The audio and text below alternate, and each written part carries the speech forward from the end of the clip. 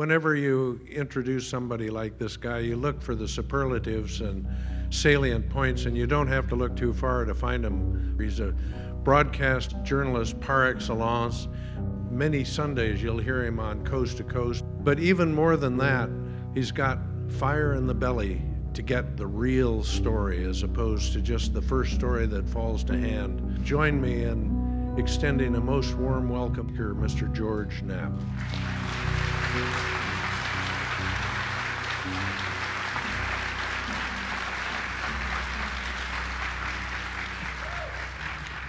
Thank you, everyone.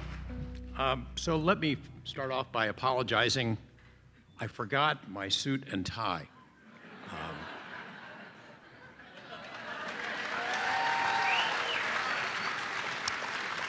Actually, I didn't forget it. I didn't want to bring it, and Tim said it was okay.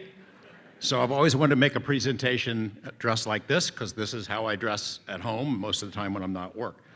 And besides, I'm in an alien parade today, so I don't want to be wearing a suit and tie. It's terrific to be invited back here, to McMinnville. I started lobbying to be re-invited back here about a minute after I finished the presentation the last time I was here. Lobbying isn't the right word, groveling is more like it, because it is so much fun. I retired from the UFO conference scene more than 3 years ago. I just had enough of it. You go to the same conferences, there's the same people presenting the same stuff, and it was a waste of my time. And then you get into all the arguments with the crazies who are committed to this position or that conspiracy, and I had enough. So I said, that's it. But I knew at the time that there was one conference that could bring me out of my underground bunker, one conference that would get me back on the scene, and that, of course, is the Tahiti Ufo Conference. But the Tahiti folks haven't called, so actually McMinnville is the one. I mean, this is the most fun conference, and I've been to them all over the world for the last 30 years.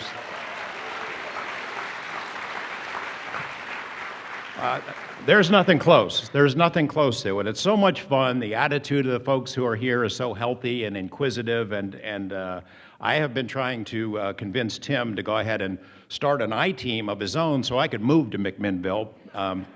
McMinimans, they save old buildings and restore them. That's a passion of mine. They make beer, they make wine, they roast coffee, and they put on a UFO conference. I need to work for these folks. So it's an exciting time for the UFO topic. Big things are underway. I think my friend Jeremy Corbell was talking about it the other night, for those of you who are here, about all these different acronyms and programs. And if you think about, I know it seems like progress is slow and we get frustrated that more information doesn't come out about UFOs in general, but wow, a lot of stuff has happened here since last October. Last October, on a stage in Seattle, a guy named Lou Elizondo stepped forward and said, the fact is the US government has been studying UFOs. It never stopped in 1969, as we were told when Project Blue Book ended. Of course they've been studying it. There are intrusions over national security facilities, encounters with US military, so we've always suspected that they were studying it, and Lou came forward and said, not only are we studying it, but I was in charge of it, and I resigned because it's not getting enough of a priority. That's a really big deal. And then 2 months after that, in December, the New York Times breaks a story about the program that Lou had been in charge of. They kind of confused things a little bit about the $22 million that had been spent by the Pentagon, because in fact that money had gone to another program, ALSAP, that has distinct connections to Las Vegas, as all UFO stories seem to have. There is a trail of breadcrumbs from just about any UFO story you could imagine, not only to Las Vegas and Bob Bigelow, but also to SKINWALKER Ranch, which we'll be talking about today. In addition to the revelations about ATIP and ALSAP, there's a lot of other information that's been dribbling out. We did a story last night, you didn't see it because it's in Las Vegas TV, but about the Tic Tac UFO. Those videos were released. People complained about them, which is what we UFO folks do. They're too grainy, they're not long enough, we don't know what it is, and maybe it's a bird, maybe it's a balloon. Well, it's not a bird, and it's not a balloon, and it's not another airplane, it's something from somewhere else. It does things that we can't do.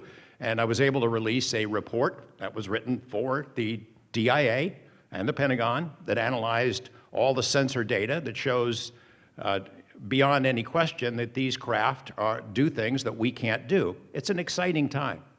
I know there is frustration in that we want more information. In fact, we want all of it, and we want it now. It's coming, if you think about the progress that's been made in the last 8 months, it's just incredible.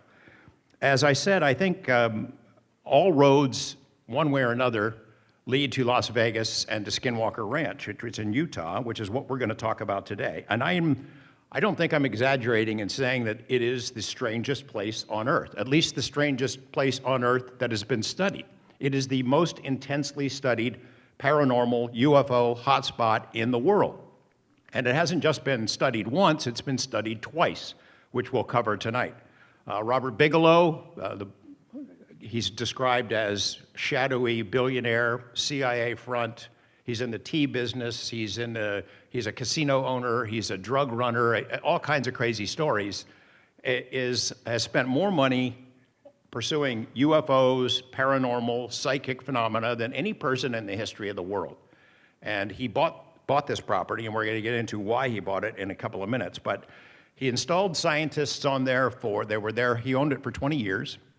The scientists were there for 7 or 8 years, 24/7. Either they were there or had cameras there, and they tried to figure out what the heck was going on. This place has a history of really strange activity, and they were doing what scientists are supposed to do. And they basically have caught nothing but grief for it ever since. It is a UFO hotspot. This is a UFO conference based on, the McMinnville photos and the legacy of this area.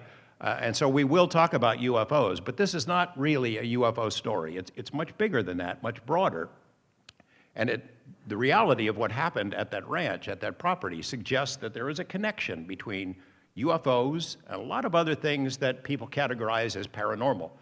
What that connection is, well, maybe we can explore that together to try to figure it out. It's almost like the UFOs are the shiny bauble that is used to sort of lure us into the dark forest where other kinds of murky beings reside. So I wrote a book about it with Colin Kelleher in 2005. It's called Hunt for the Skinwalker, which is the same title as Jeremy's film that we'll get into in a moment. And the reason I wrote the book is actually I'd started the project as a documentary film. Bob Bigelow bought that property in 1996, which we'll get into further in a moment, and basically shut it down. He had his scientists in there, and they were not releasing information. They didn't want it to be overrun by UFO folks or crazy people or whatever. They wanted to be able to study it, and they expanded the study and tried to get information from people who live in the general area, but they didn't really want to publicize it. Well, I'm hearing all this information as it goes along because I'm friends with Bob and got to know his staff at NIDS, and so I'm seeing all this wild stuff that's going on, but I can't tell anybody about it. And around 2000, they allowed me to start visiting the property. I brought along a photographer each time we'd visit, and we would shoot interviews with the scientists who are working on the project, with neighbors, with eyewitnesses who had seen strange things, documenting what I thought would be a really great film. Around 2003, after I'd made several trips there, Bigelow the word about the ranch is kind of getting out. They're being overrun by trespassers and drunks and partiers and UFO crazies, and so he said, please don't put that out. So I didn't. So I buried it, and we had the tapes and all the materials in boxes, but I kept pestering them, much as Jeremy has pestered me, that I really would like to get it out someday. Around 2003, the activity at the ranch had declined to such a degree that the NIDS folks, Bigelow and Dr. Colin Kelleher, figured, well, what do we got to lose? We'll let you go ahead and write some articles, not do the documentary, but write some articles without any photos from the place so you don't make it easier for people to find it. And I did, and we put them in a little newspaper, a weekly paper in Las Vegas. And this thing went all over the world. Suddenly these stories were out that people did not know. They'd heard some of it. There had been some news reports back in 1996 about cattle mutilations and lights in the sky. But the kinds of things that were described in that report were way, way beyond standard UFOs and cattle mutilations, really, truly bizarre stuff that we're going to talk about today. And then in 2005, Bigelow said, well, go ahead and release the book. The idea was NIDS hoped that by having some publicity about these kinds of hotspots, that we might get some input from other places, other people in other regions that would say, hey, we've got something similar to that here. Why don't you guys come and investigate? And then NIDS would have something else to do. We did get information, or they got information about it, but it never led to any further studies. The teams would go out and look at these other hotspots, Yakima, Sedona, Dulce, New Mexico, for example, and they spent a lot of time on the ground, but it never evolved into the kind of study that happened at the SKINWALKER Ranch. So NIDS folded its tent. The organization dissolved in right around 2004, 2005, because the activity at the ranch had gone underground. What we learned later, though, and I was not able to talk about this either, is that a new study began in 2008, and it was funded by you. It was funded by American taxpayers. And it was conducted at the suggestion of the Defense Intelligence Agency, the DIA. And so for a couple of years there, government-funded investigators, some of the same people who had worked for NIDS, were on the property investigating the paranormal, UFOs, and a whole bunch of other stuff that are way beyond what you would think a normal UFO or government study would be interested in. I want to give you a sense of, sort of a sense of what the ranch is like. In, you know, the book that we put out, it had no photos for reasons that I just mentioned, and the documentary project that we started long ago was shelved. Jeremy Corbell has been pestering me for a long time to maybe revive it, and when Bob Bigelow sold the property in 2016 and a new owner came in, I was sort of relieved of my promise that I wouldn't put this stuff out. So we started working on it. It's the new film. We're proud of it. It's not out yet, but will be soon. It's 2 films. It's the story of the original stuff that I shot and never showed to anyone, and it's also the new stuff that Jeremy has acquired interviews with people who would never come forward before, and it's kind of exciting. So I want to show you a clip that give you a sense of where we're heading here.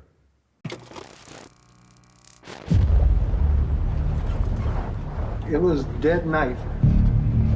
Then out of nowhere, that weird flash. Can you see that? Look at that. That's amazing.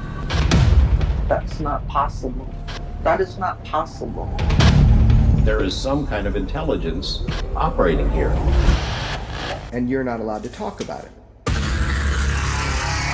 This is like the Area 51 of the paranormal. So many things have happened on the properties that have not been made public. Going public now. It is perhaps the most important scientific effort of our time.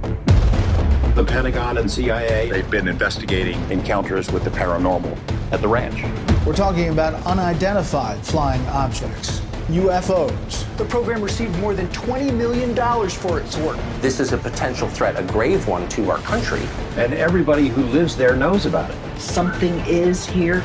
Something that the government's doing. Right above my head, and I could hit it with a tennis ball. The Skinwalker is extraterrestrial. They should not have vanished, but they vanished. We are on the eve of something momentous. Well, I need the fingers to be pointing toward SKINWALKER Ranch. Declassified videos, authentic Department of Defense footage published in December. Oh my gosh. There's a whole fleet of them. Look on the ASA.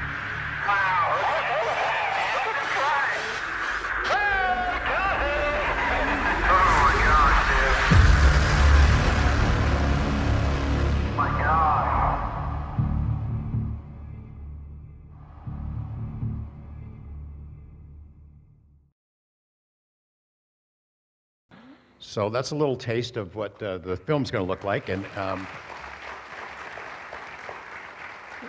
some of the things that are in that, and some of the things that we'll talk about today and over the next 2 hours, I've never been able to talk about in public before because the Bass thing was secret. You know, it was a government project, and while I was aware of it because of my friendships with the people who were involved, I didn't have to sign anything. No one was going to throw me in jail, but I would violate a confidence, which for a journalist, that's your stock in trade. That's how you learn stuff. People tell you things on the condition that you don't spill it immediately, and that has served me very well over the years. And the story about the ranch, I mean, I knew about it since 1996. I never went public till 2003. The story of the Bass study, I had known about it since it started around 2008, actually a little bit in 2007, but we didn't make it public until this year. So sometimes just by being patient and hanging on, you get to learn a lot of stuff. People tell you stuff if they think they can trust you. And I know that puts me in a category of being in league with the evil cabal government or something, but you know, I'll deal with that somehow. I thought I would tell you some stories that we have not discussed in public, and some stories that I have told in public before, because not everyone here, I think, has heard about the ranch. But in 1994, the property in question had been vacant for 7 years. No one had lived on it. We'll show you what the ranch looks like here in a little bit, but this family moved in. We call them in the book the Gormans. Their real name has been well known. It's been released by other people. The reason that we stick with it is because we made an agreement. The NIDS guys had made an agreement. They weren't going to use the real name. They weren't going to tell anybody, and I honored that agreement. So in the book, when Colin and I wrote it, we didn't use their real name. You could find it if you wanted to look for it. We stuck with Gorman. So that's the name I'm going to use, even though some of you may know what the real name is. Dad is an educated man, college educated. He's an expert in Simmental artificial insemination, raising these special cattle. He's an expert marksman and hunter, just a real solid guy. His wife, we call her Ellen, I think, in the book, is the vice president of a bank in town, also educated, smart, solid as a rock. The two kids were both straight A students, a boy and a girl, just a solid family. They buy this property in northeastern Utah, and it's their dream property. It's 480 acres. It's a beautiful place, and they are unloading their stuff on the very first day on the property. They have some calves in the corral, and they look out across the pasture, and they see this large beast. It's a canine. Is it a dog? They're looking at it, trying to figure it out. No, it's a wolf. We didn't know there were wolves in this part of the country. This thing starts walking toward them. Its head down. It's being very docile. They figure, this must be somebody's pet. This must be somebody's pet wolf. And it gets closer and closer to them. And as it does, I think one of them brushed it, and it had rained that day, so there was a wet dog smell, they recall. And this thing was gigantic. I mean, the rancher's about my size, and the back of this wolf came up this high, so it was huge. And it's walking between the family and acting like a pet, and then it spots one of these calves that made the mistake. Most of the calves are huddled back on the side of the corral. They see this wolf. One of them made the mistake of sticking its snout through the bars, and this wolf springs into action and chomps down on this calf and starts trying to drag it out of the corral. Why don't we play this clip? This is Colin Kelleher, the main investigator on the in the NIDS study. I put a couple of calves in this corral here, in this one here, and they saw this this wolf was just trotting across the field here from this direction, and it stopped occasionally. There was a light rain. It was a misty kind of a day with light rain.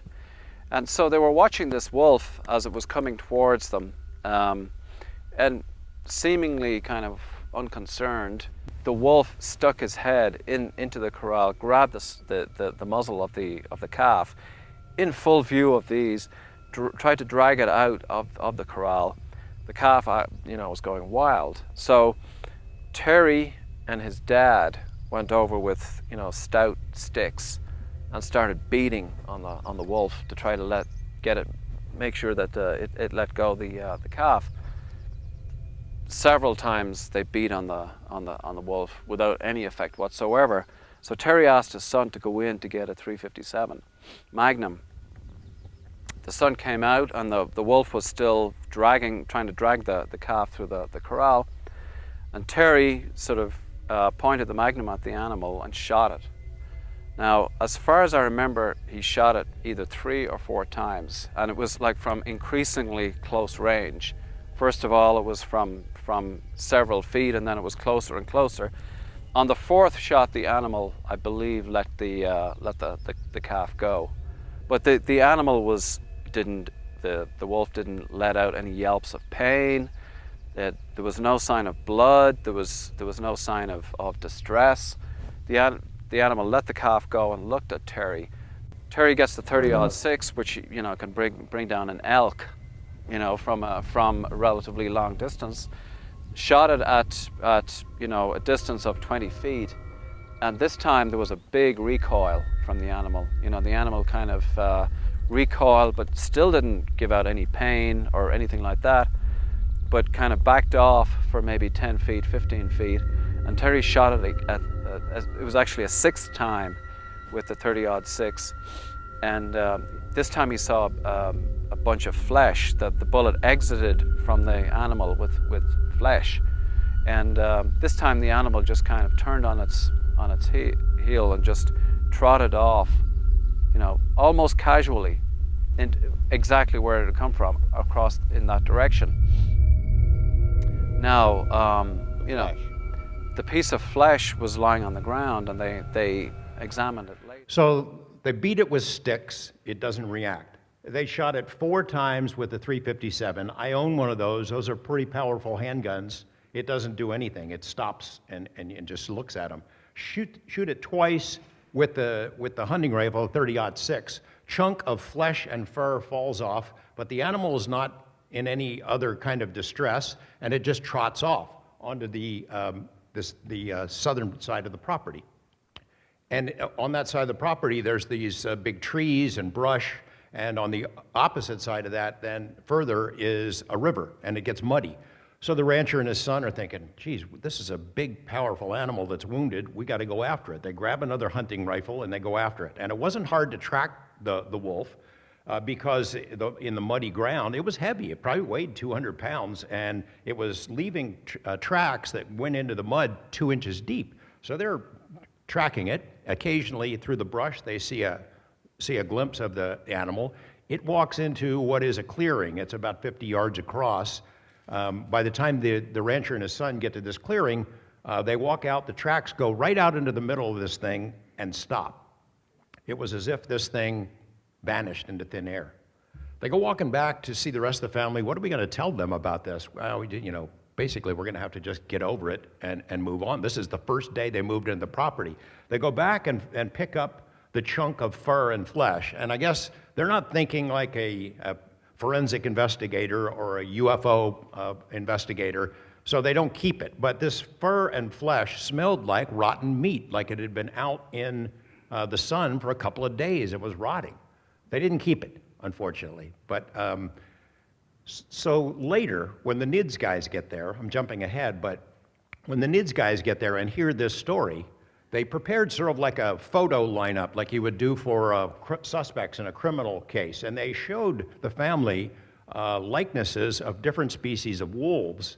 And they asked each of them independently, the 4 people, to pick out which one they had seen. And they all settled on the same one. And the one they settled on is a dire wolf. And it's been extinct for 10,000 years. And that wasn't the only time they saw this wolf. The wife, the mom, had another encounter at the front gate. And that'll show you in a moment later. This same wolf was in the company of 2 dogs. They're traveling as a pack. And the dogs had these giant oversized heads. Just really weird animals, and weirder still that they'd be hanging out with this bulletproof wolf. So that's day one. That's day one on the property. And they're thinking, we just got to kind of move on, finish unpacking, and get on with this. Now, I'm going to tell you some stories today that you're not going to believe, and I'm okay with that. You don't have to believe it. I don't have an agenda. I don't know what the explanation for this stuff is. I have no idea, and I don't think anybody else does either. We'll explore some possible connections towards the end, and we'll open it up with the questions. But No one can explain how that works or what that animal was or where it was from or some of the other creatures or experiences that I'm going to tell you about. Again, I don't expect you to believe it, but I'm telling you that this is how it happened, and the witnesses are telling us the truth.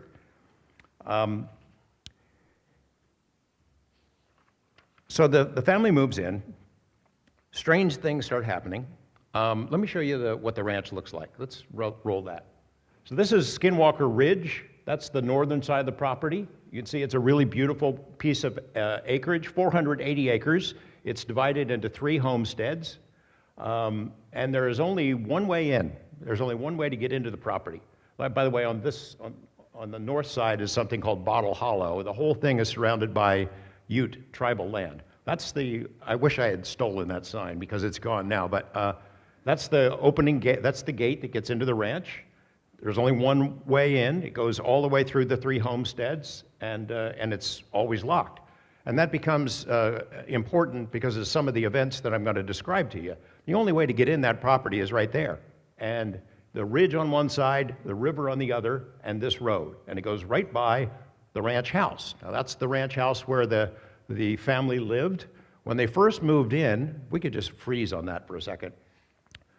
When they first moved in, they noticed that these giant stakes with big heavy chains were both at the front door and on the side door, as if the people who had lived there had these giant guard dogs.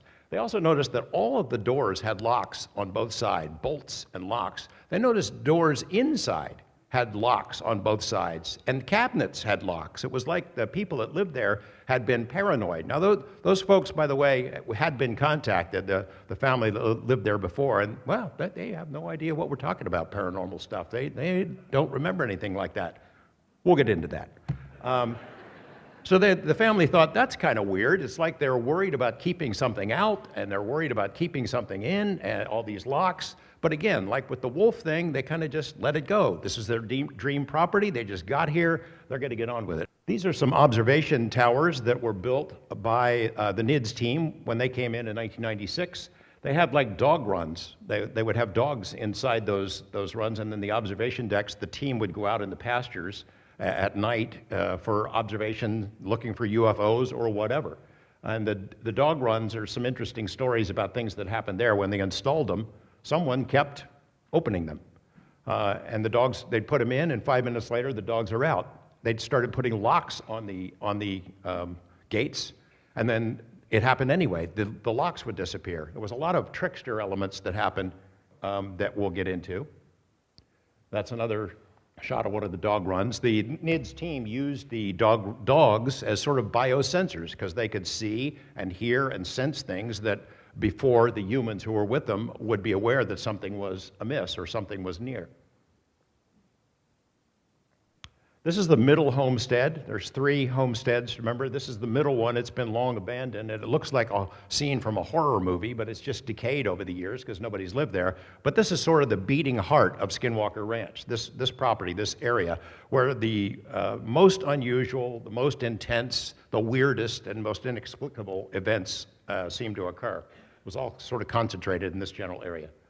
This is the corral. This is the corral where the calves were, and where another incident happened involving bulls. See that white facility there? It's an old trailer that they used to store tools in, and there's only one door in, and they always kept it locked and locked with the big heavy wire around it, which will become a factor a little bit later.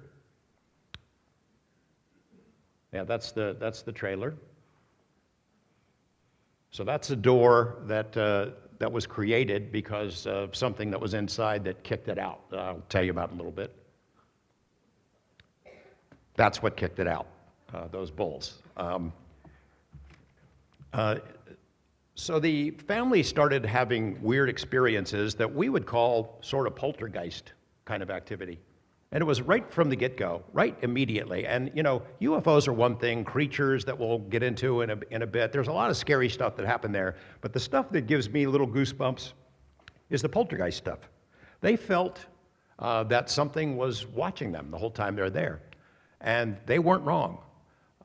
they started having inanimate objects became animated, and it happened almost every day. I got a chronology of all the events that they could remember, and they rattled off dozens of them. So frying pans and spatulas would move, and then the trickster started picking up the pace.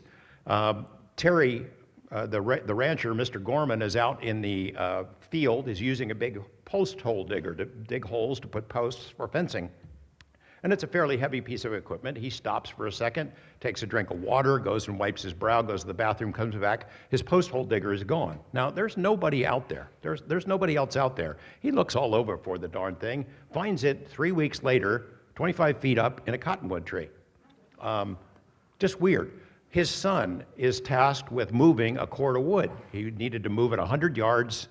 He and his friends had done this to get it closer to the house where they're going to use it. They went in when they finished and had lunch, came back out. The whole cord of wood is moved back to the original spot. They did the same thing with fence poles. These are big, heavy fence poles. They had the son and 3 of his friends spent 4 hours doing this, moved all these heavy fence poles, and when they came back out, it had moved back to the original location, except it was just like an inch or 2 off, so they could prove the whole thing had been moved and back, but not to its original spot. Mom would take a shower every morning. She goes into the bathroom, she locks the door, she puts a towel and a hairbrush on the cabinet. She gets out of the shower, the door is still locked, towel and hairbrush are gone. They find the hairbrush later in the freezer. Mom goes grocery shopping. It's a ranch family, they buy a lot of food, so they don't have to go back and forth to town. She brings it home, takes all the groceries out of the bags and puts it in the cabinets, leaves the room, comes back, all the food's back in the bags. That kind of stuff is just happened to them all the time. They had a dog that they needed that had bad fleas, so they put a flea collar on it. And the very next day, the flea collar is gone. Well, dogs do that. They can do it. It's not that unusual. But the next day, it was back. Now, the dog didn't put it on there. A lot of stuff like that. And then they started, they felt that they were being watched, and they started seeing shadows and shapes in the windows, these tall, dark humanoid shapes outside the windows. They would hear heavy footprints outside the house. Then they started hearing the heavy footprints inside the house. And they started seeing the shapes inside the house. And then they started seeing the shapes at the bottom of their bed inside the house. And it freaked them out. They would go out at night, it's a beautiful and serene pasture, but they would hear voices coming from the sky above their heads, speaking a strange language in sort of a mocking tone, laughing at them, and they're looking up, they can't see anything. At night, the whole pasture would light up as if there was a giant spotlight in the sky, boom. Sometimes the light appeared to be coming out of the ground itself, just like a beam of light right out of the ground. They would hear sounds at night, and sometimes in the daytime, of machinery under the ground. They would feel the rumbling. They could hear metal on metal. It was like there was an underground steel mill or a railroad under there, and they couldn't figure it out. Now, the people who had lived there before, the Meyer family, when they added a weird thing to the deed. They wanted to insist that the new owners, before they do any digging on the property, they should let the Meyers know. They were subtly suggesting, don't be messing with the earth. And as we're going to learn a little bit later, it seemed like that was one of the activities that would stir stuff up. When you dug in the earth, they had an earth mover. The guy who's there now, they have an earth mover because it's a big ranch. You got to move stuff around. And whenever they would do that, things would erupt. And it was hard to predict what. I'll do a little side story here. The first visit that I made, they invited me in part because I think they hoped that my inherent weirdness quotient might get something going. And so we went to the property, and the arrival of strangers, that'll get something going. Make a lot of noise out there, that gets the attention of whatever it is, and you dig in the dirt. So we did all that stuff. I was the stranger, we built a fire, we made a bunch of noise, did some interviews, then we got the earth mover and moved some dirt around, and then they put me on a chair in the Middle Homestead and left me there. And so, they had a couple of instruments on me. They went a couple of hundred miles, a couple of hundred yards away, and were watching through different scopes and infrared binoculars and stuff to see if something came to get me. And I would like to tell you that I'm feeling very brave, and I'm fine with it. Bring it on. Yeah, not really. I was thinking to myself, well, UFO, that'd be great.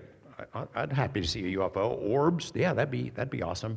But there's some other things that I'm going to tell you about now that I don't want to really come into contact with.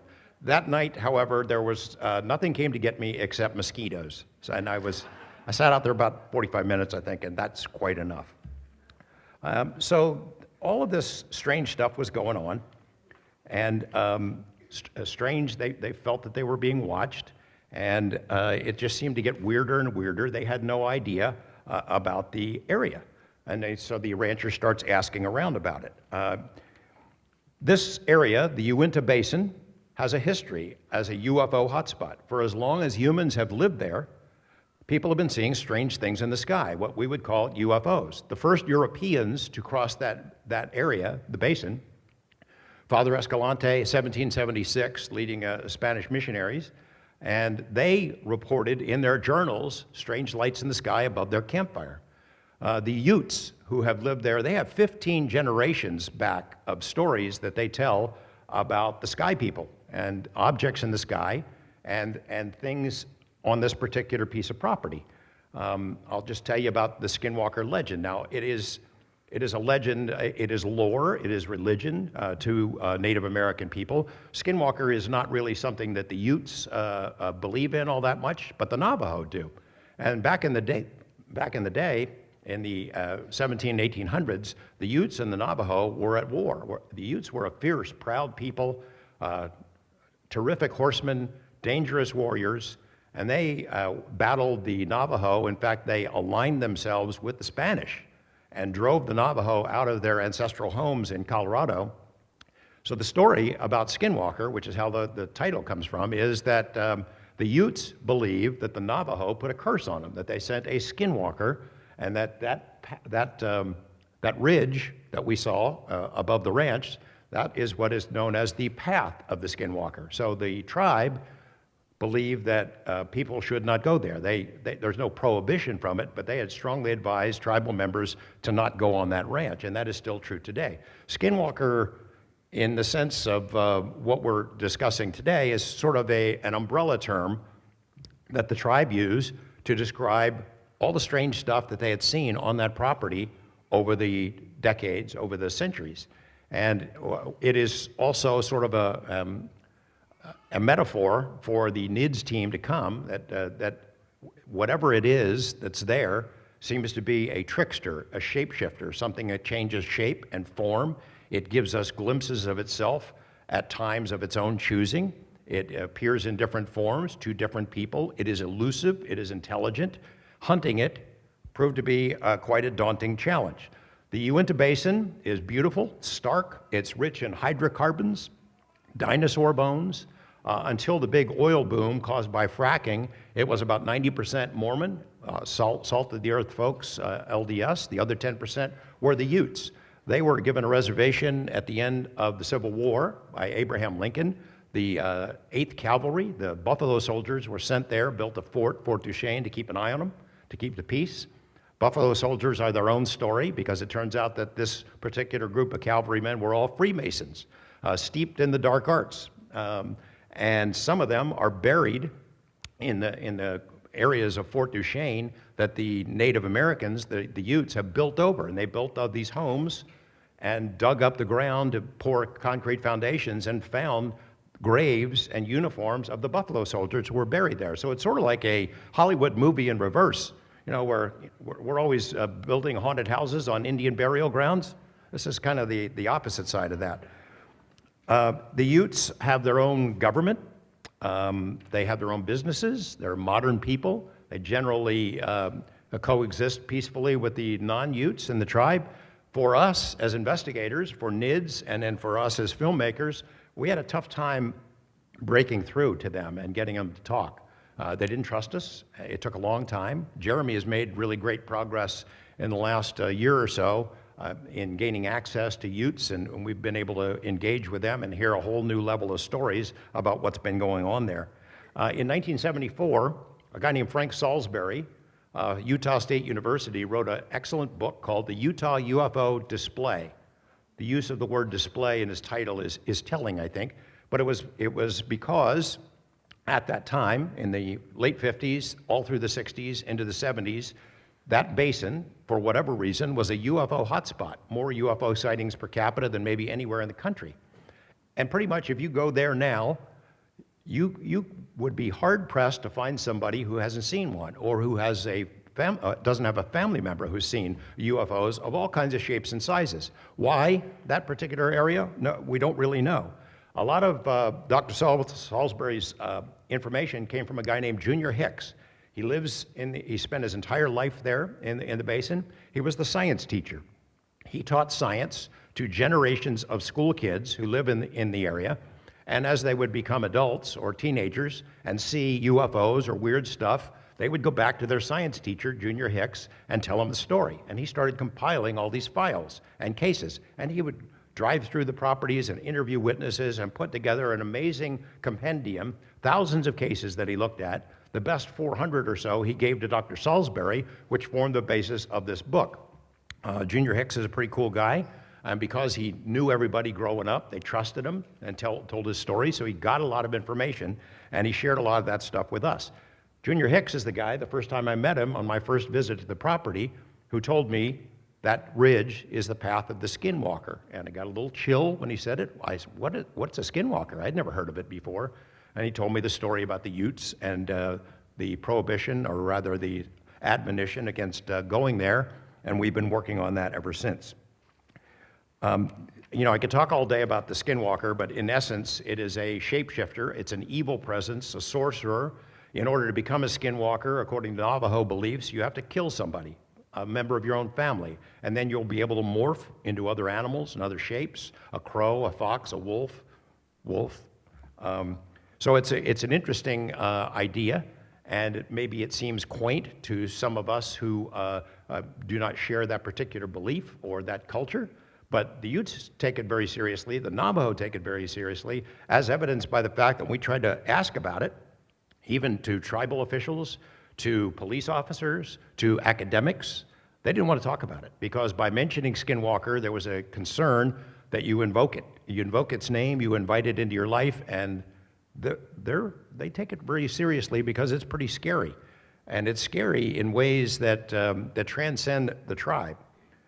They believe that the Navajo had put a curse on them, and that was what was unfolding on the Gorman Ranch. Now, the Gormans had no way of knowing this. They buy the property in 1994. They notice all the weird stuff, all the weird events that start happening, the shapes and shadows, the lights, the voices. Then they start seeing weird animals. In addition to the wolf incident from that first day, that was just the beginning. Ellen, as I mentioned, she saw something similar at the gate. They saw birds that would show up that looked like they were red. They came out of like the Amazon or something, that they're not native to that. They would show up. There were times when flocks of geese would be flying over the property, and they'd watch them, these giant V's of geese, Canadian geese, and as soon as they got over the ranch house, it was like they ran into an invisible pillar there, and they all scattered. Some of them fall out of the sky. Here's a weird one. One afternoon, Tom and Ellen arrive at the ranch after stopping in town. They see a commotion in the corral. Something's kicking up a lot of dust. As they got closer, they could see something is attacking their horses in the corral. And it's this big, heavy beast. It looks like a hyena, but it's muscular, low to the ground, with a big, furry, fox-like tail. And it's got claws, and it's scratching at the haunches of these horses that are jumping up and down. And it wasn't imaginary, because the horses were injured.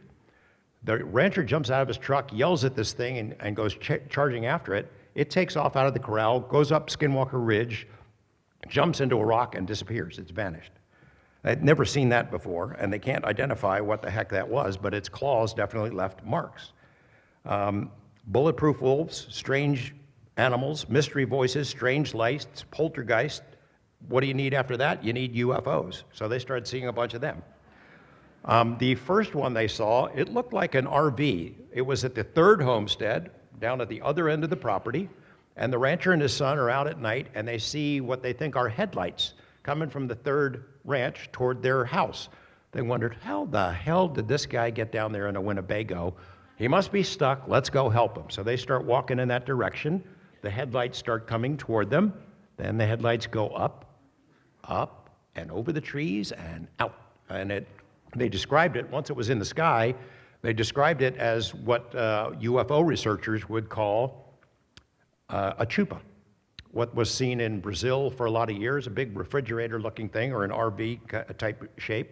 But it clearly was not a Winnebago. If it was a Winnebago, I'd like to buy one of those flying Winnebagos. Next, they started seeing these daylight sightings of silver discs. They saw classic flying saucers, except the one that they encountered generated an emotional response in them.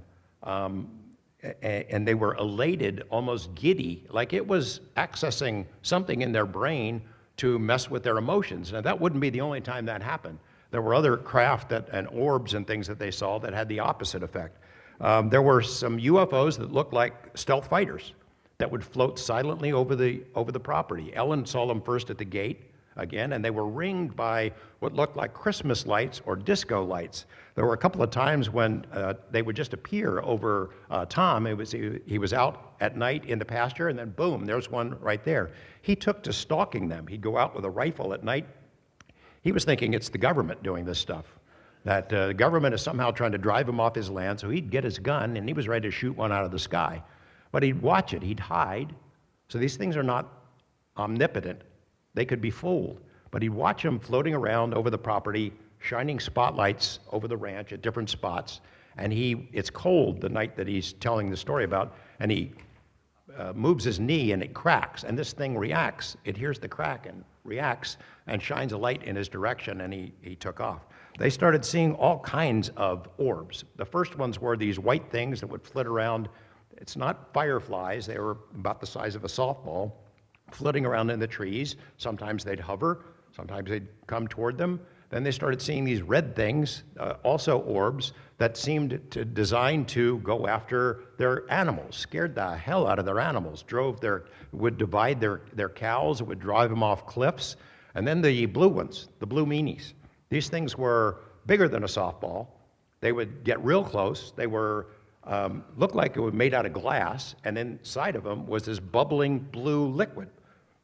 No means of propulsion. They couldn't figure out how these things were flying. But when these things would get close, both the animals and the people, it would drive them to their knees with fear, just drive them crazy with fear, like it was accessing a flight or fight kind of thing in your head. Now, it's weird. They had seen a lot of weird stuff. They were kind of getting used to spooky, scary stuff. But this thing drove them literally to their knees and messed with them. They started having weird dreams. In addition to seeing the things outside the window, they would have the same dreams at night, the husband and wife, and then in these dreams, these beings in the sky are watching them and talking about them. And they said, oh yeah, Tom, he knows, he's aware we're here. When they wake up and they both tell the same dream again, they're upset about it. A couple of times they would wake up and they'd have these scoop marks on their hands and fingers. So that it's really trying to scare the hell out of them. I'll tell you what, they started, in addition to all these UFOs that they were seeing, their neighbors were seeing them. Sometimes sombrero-shaped objects that would fly right into Skinwalker Ridge, almost like it's a holographic projection of some sort. As Tom starts asking his neighbors, he finds out that pretty much everybody out there has been seeing them, and have been seeing them for a long time.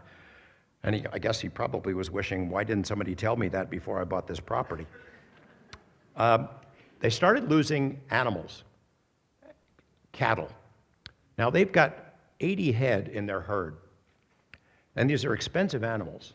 And a lot of them started disappearing altogether. You could follow the tracks in the snow right into a snowbank, and then poof, they're gone, like they were snatched out of the sky.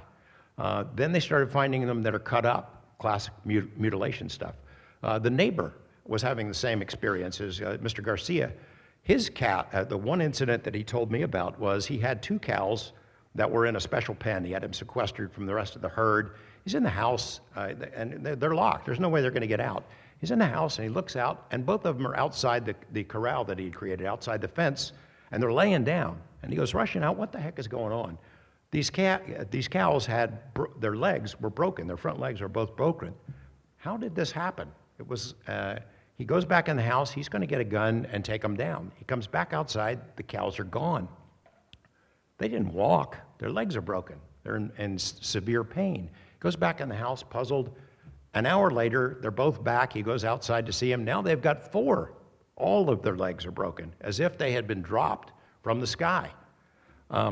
The Gormans lost a total of 30 head. And out of a herd of 80 animals, that's pretty bad. That's a significant loss. There was one particular mutilation incident that happened after the scientific team was there, and I think I want to show you that now. The Gormans were especially sensitive to the incident with the bulls because of the losses they'd already suffered. Out of a herd of 80 cattle, they lost 14 head prior to the arrival of NIDS. Some disappeared, others were sliced up.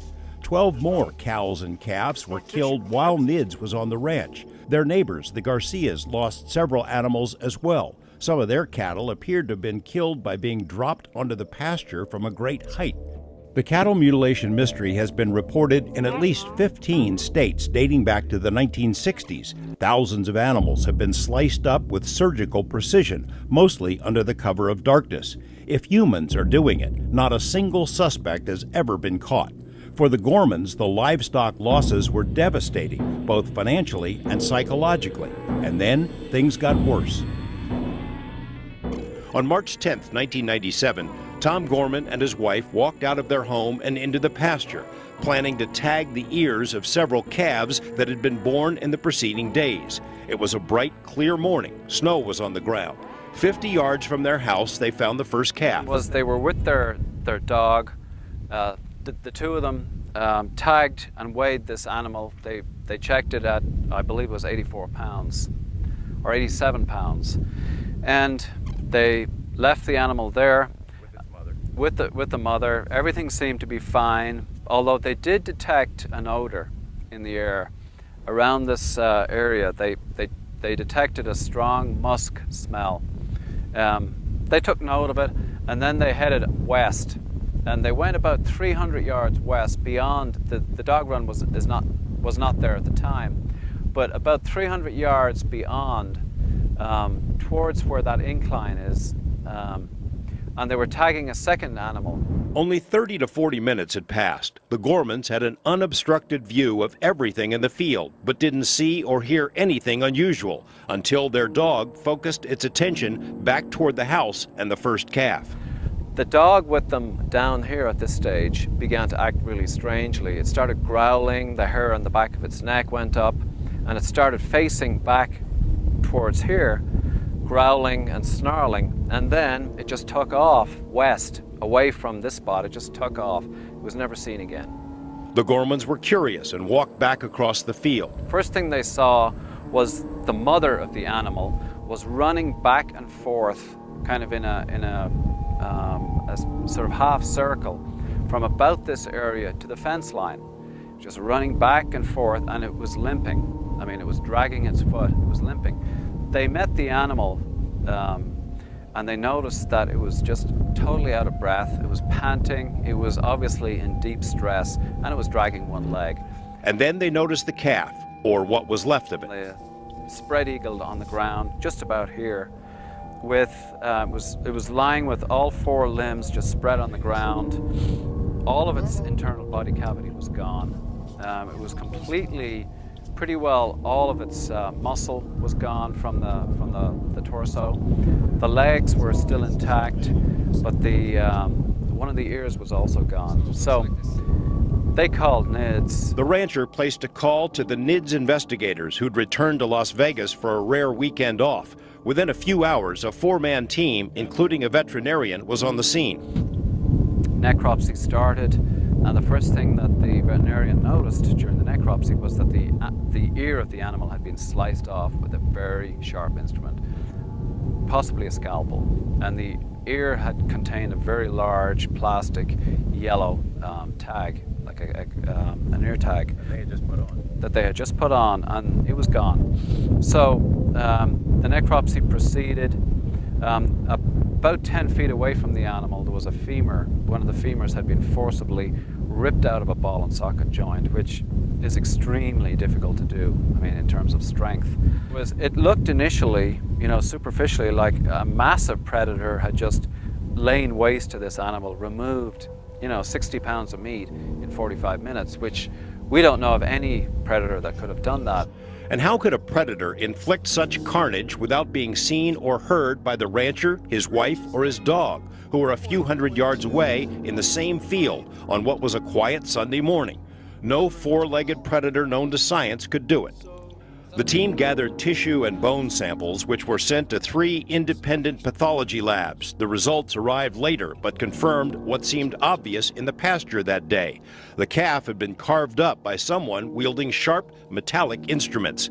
A heavy machete-like object had slammed into the bones. A smaller scalpel-like knife had sliced the hide and muscle. But closer inspection revealed that it was definitely sharp instruments used. There was no sign of blood. There was no sign of entrails around. It was perfectly clean. Not a drop of blood on the grass. We went even as far as doing an experiment by pouring blood on the grass to see how fast it would seep through. Videotaped the grass and showed, even 2 days later, you could still see the stain on the grass. So there was no blood whatsoever, not a single drop, either underneath the animal, on the animal, or on the grass. It was just completely clean. A professional tracker was brought in. He scoured every inch of ground in and around the field, looking for tracks, human, animal, or vehicle. Nothing. Eventually, the investigators reached an unsettling conclusion. The bottom line is this animal must have been killed elsewhere because there was no blood. There was no blood on the scene, and then the animal must have been brought back, laid down carefully, almost, really almost ritually on the spot where it had been tagged. The NIDS team investigated dozens of mutilation cases across the country. Many of the tissue samples were analyzed in NIDS' own lab in Las Vegas and then double-checked by independent labs they hired. The Utah calf was in a category all its own. It seemed akin to psychological warfare, intended to shock and frighten the witnesses. The following night, there was another scare in the darkness of the first homestead. Shots were fired at something that had rattled the herd. Eventually, Colm Kelleher surmised that the perpetrators responsible for the calf were mechanical, like an assembly line in a meatpacking plant. A machine was involved with this carnage. Whatever happened to that calf was an extraordinarily skillful job.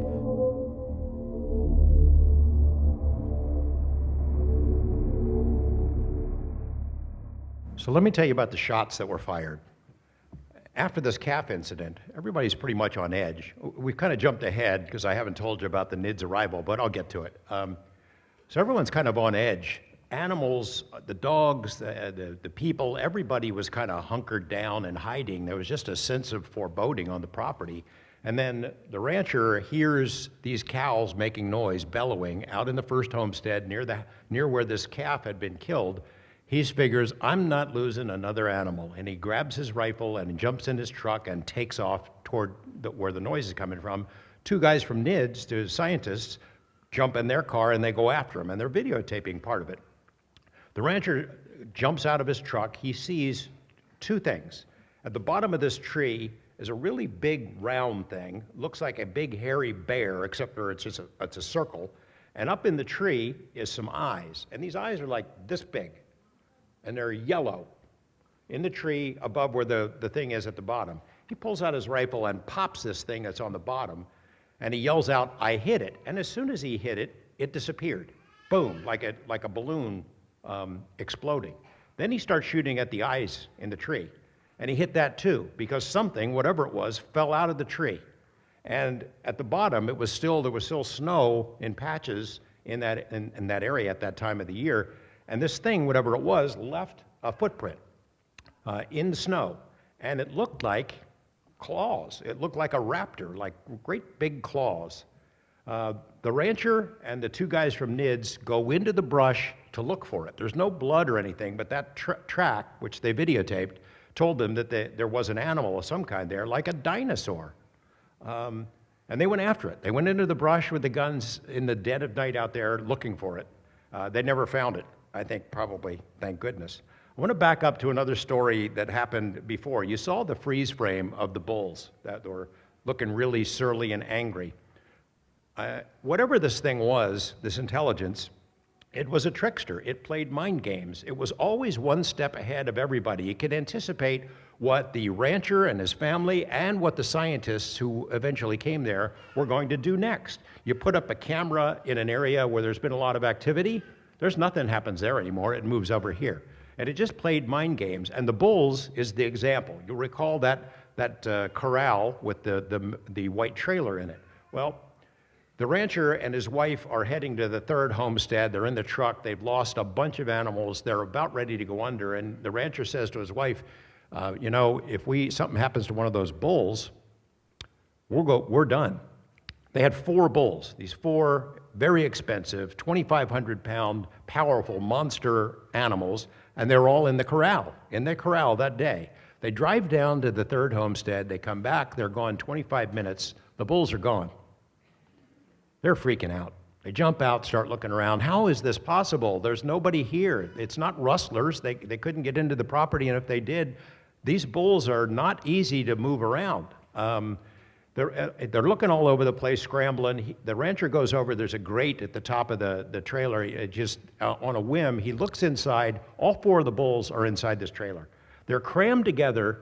There's no way you'd need a forklift to get one of them in that trailer, and to get all 4 of them in that amount of time, crammed in there, and they were like in a trance. He yells to his wife, "Hey, I found them. They're over here." And when he yelled, they wake up and they start kicking the hell out of the sides of the trailer, and they knocked a hole in that. That's where you saw that big piece of wood in the side of the thing, and then they got out. And the photo that we showed, yeah, that's where they kicked it out and got out. But they were in a pretty bad mood for a while. Now, all right, I guess somebody could do a trick like that, but here's the other part of the mystery. The NIDS guys were not there that day, but the rancher called and told them about it. They flew from Las Vegas. They were there in a couple of hours. They start using instrumentation to see if they can detect anything, and the entire corral was magnetized. Like whatever technology or method was used to get those bulls, Murray uncooperative, mean animals, force them into that trailer, had somehow magnetized the entire corral, and it stayed magnetized for several hours. The funny thing is, the door had not been opened. There's a thing of wire that was still around it, so whoever got them in there didn't use the door. And there were even cobwebs on the inside of that door that were still there. So that's a pretty weird thing. And then to have the calf mutilation right after that, followed by the dinosaur, they're really messed up. So they had a whole range of other weird stuff going on. They had something you'd call Bigfoot. They saw a family of Bigfoot at one point, 4 of them. They would see these things 8 feet tall running across the pastures. They would see something that was invisible, you could tell it was going through the water. It would displace water and then get out, and water is dripping off of whatever the heck it was. It would go through their cattle, scare the hell out of their cattle, just divide the whole herd like something going right through it. They would smell it. They could smell it. It was this powerful musk smell. And whenever that musk smell was happening, they knew something bad was going to go on. There were huge, what we would call like crop circles, burned areas, big circles 8 feet across in a triangular pattern. There was one incident that got picked up. It's part of the reason that Bob Bigelow heard about the ranch. Something went down into the third homestead at night and dug dozens of holes, big scoops, hundreds of pounds of soil each. It was like somebody took a giant cookie cutter, lifted and used a crane to put it down there and pick up these hundreds of pounds of soil.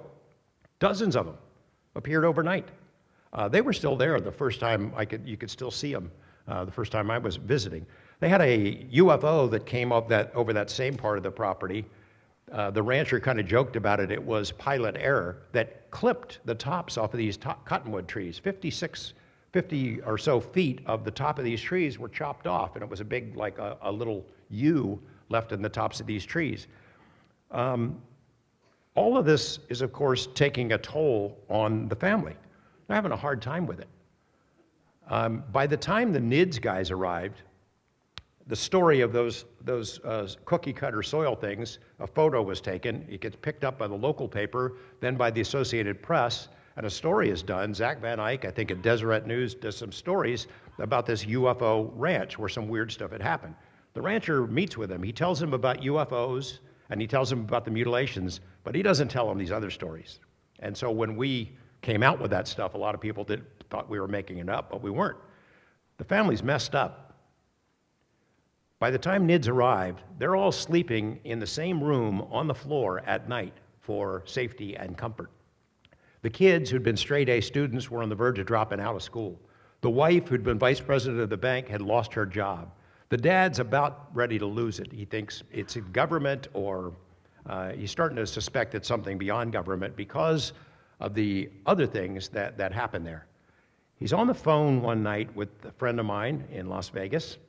He's got these 3 big dogs, big tough country dogs, that are chasing one of these blue meanies, these blue orbs. This thing is floating just above the heads of these dogs who are jumping up and snapping at it, and it's leading the dogs across the pasture. And he's telling Mr. Bigelow, he says, hey, something's happening here, I gotta go. He hangs up the phone, and right at that point, this blue thing led the dogs into the brush and out of his line of sight. And then he hears these shrieks, and the dogs are gone. He goes out there and looks, and on the spot where the dogs had gone into the brush, there's these 3 greasy spots on the ground. The animals never came back. It looks like they'd been vaporized by something. That was pretty much it for the family. They'd had enough. I'll tell you another thing that had happened. The word starts to get out about the ranch before the NIDS guys arrive, and people start showing up. There's like Men in Black type people around the periphery watching. There are overflights of strange, not just UFOs, just strange craft, black helicopters, that kind of stuff, right out of UFO lore. And again, it felt like they were being watched. So one day, a guy shows up at the front gate and gets the attention of the rancher. He says, he looks like Grizzly Adams, big husky dude with a big beard. He says, I've driven hundreds of miles here. I've been drawn to this property. Can you let me meditate out here? The ranchers, are you crazy? Come on, man. And he's insisting, please, I'll leave my car here. You can drop me wherever you want, and I'll get away. I just want to do it for a couple of, half an hour or something like that. They finally talk him into it. He and the son let the guy get in their truck. They drive him to the Middle Homestead, my chair. And the guy is like looking at the sky and chanting and stuff, and the rancher and his kid are leaning on their truck and looking at what this crazy SOB is doing.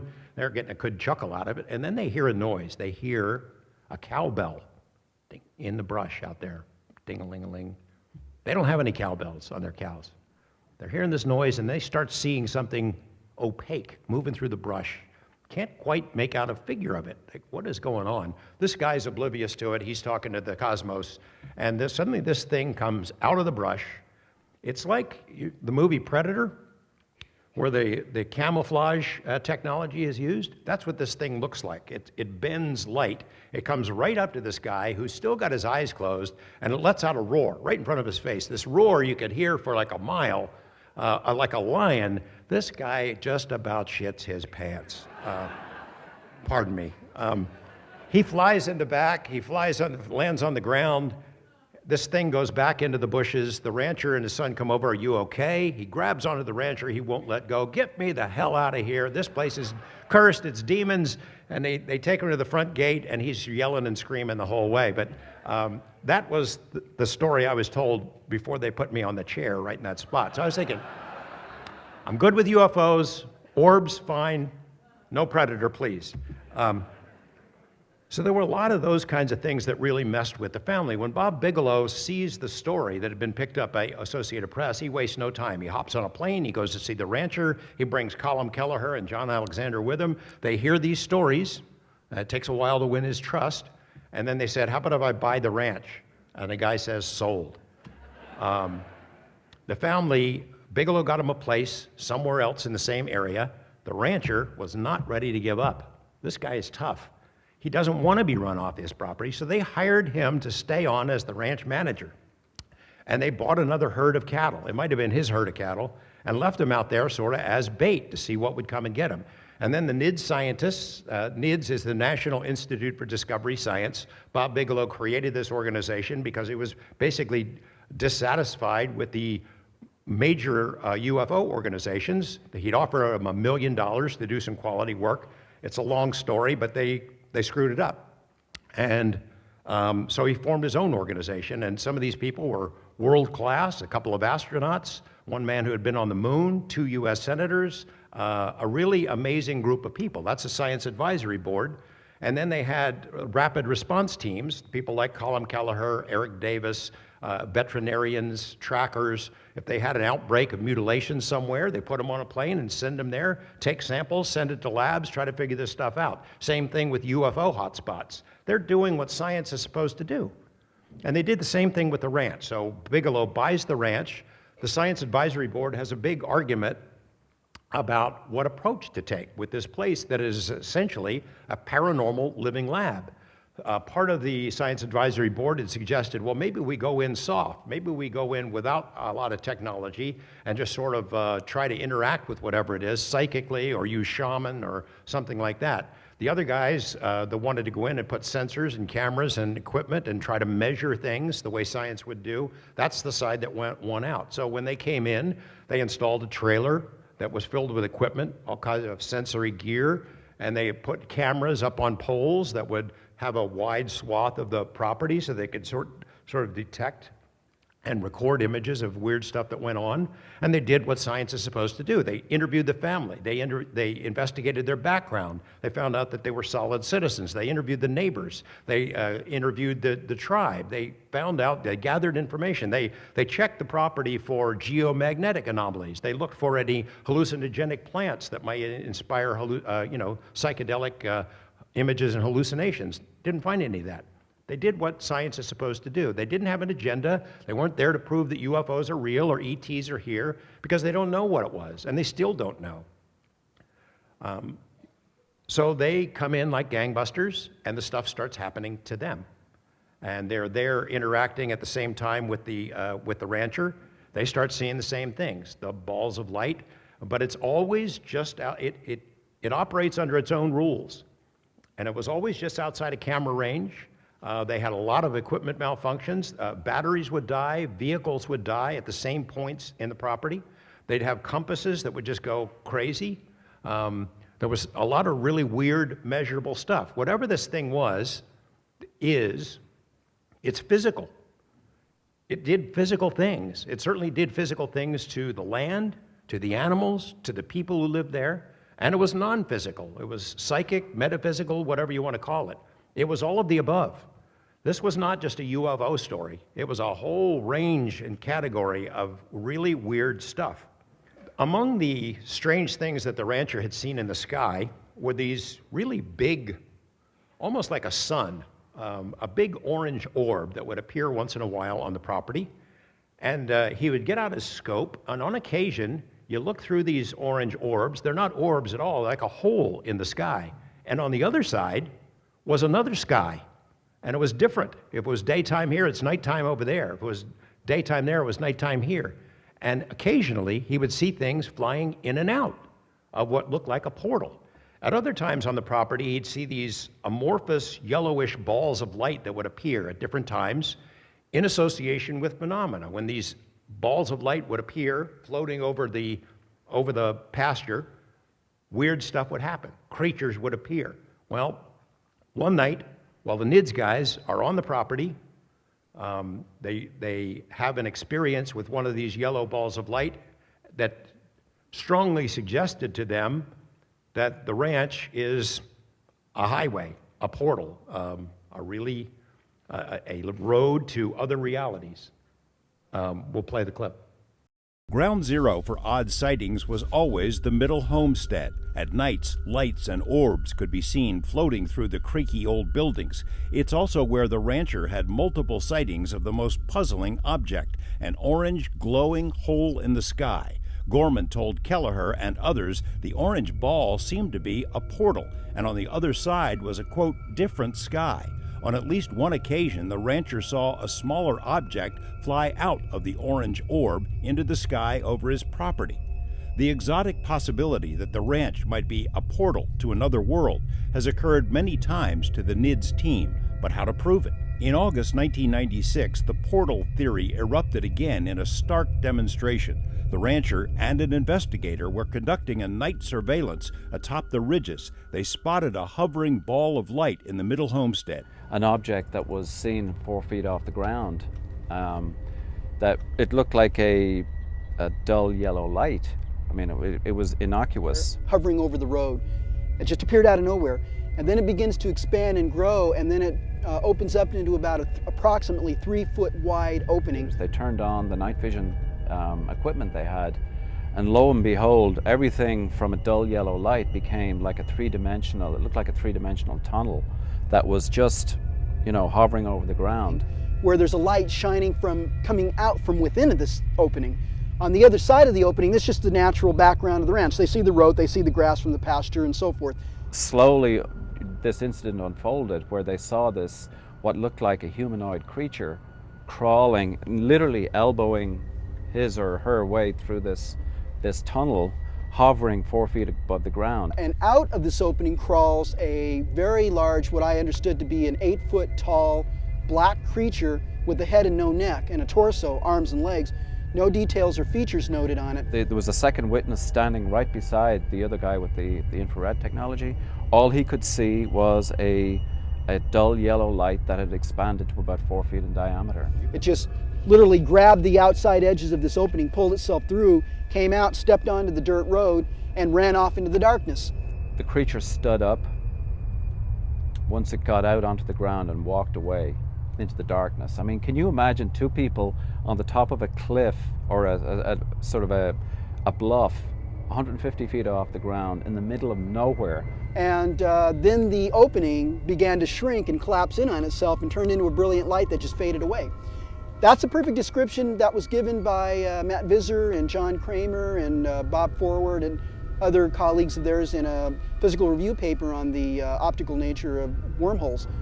I mean, that is not, I would say, military technology. That's some kind of a phenomena that it smacks of interdimensional phenomena. We don't know what it is. That was one theory, that it certainly sounds like it's a portal as we understand it, but really that stuff is over my head. Those guys don't know. They're just, you know, throwing out one idea and telling you what they actually saw. They had some really harrowing encounters on the property themselves. There was, those two guys were walking, again, in the Middle Homestead at night. They have a couple of dogs with them. And the dogs suddenly go behind their legs. They're hiding, they're scared of something. And up at the top of the trees, they see this dark cloud that's floating. It's floating across the trees, getting bigger and bigger, and it stops right in front of them, and they freeze. And this thing, Eric Davis, who's a PhD physicist, brilliant man, has worked for top secret labs and things, he's frozen, and suddenly another voice comes out of him. It's not his, it's them. We're watching you.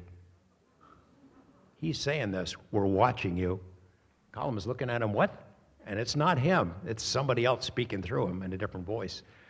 He snaps out of it after a couple of minutes. The cloud goes away.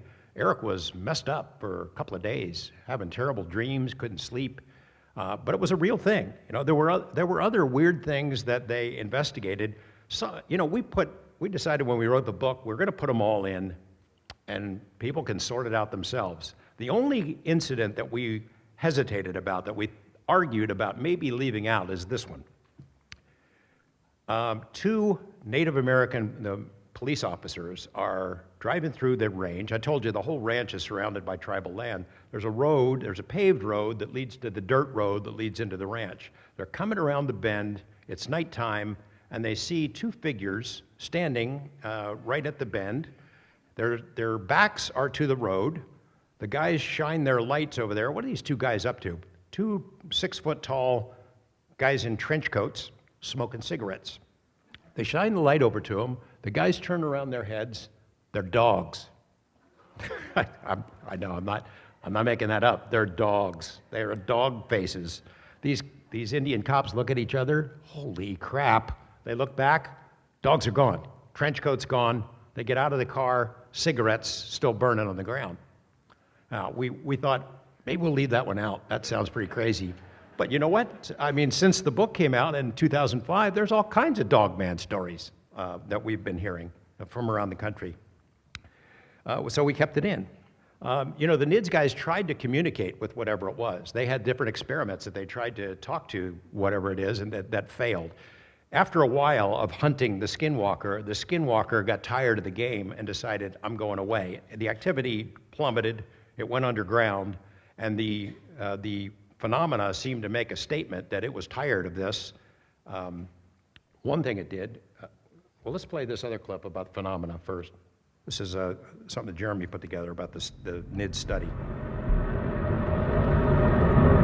In 1978, a local newspaper reported high activity in the Uinta Basin. Silver dome-shaped objects were seen, flying saucers. Some witnesses observing the display from close proximity, from underneath the craft. UFOs were buzzing the locals with jagged green lights like fire.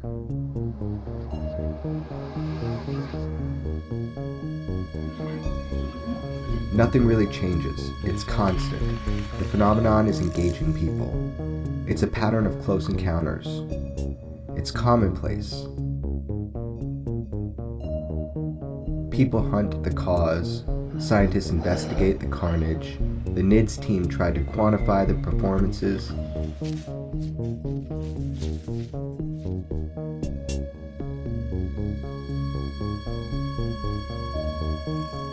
They created control studies for plant growth.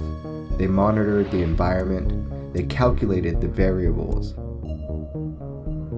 They analyzed every event. But mostly, they waited for the phenomenon to express itself. And the phenomenon seemed to toy with them, to play games with them. Silence followed by dramatic displays of control. It did what it wanted. It does what it wants. To anybody. That's kind of an interesting image there.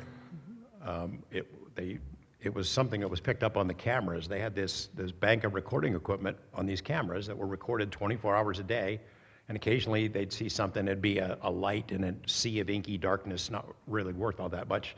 That looked like the Twin Towers that just appeared out there, and then it was gone. It was frustrating for the NIDS guys.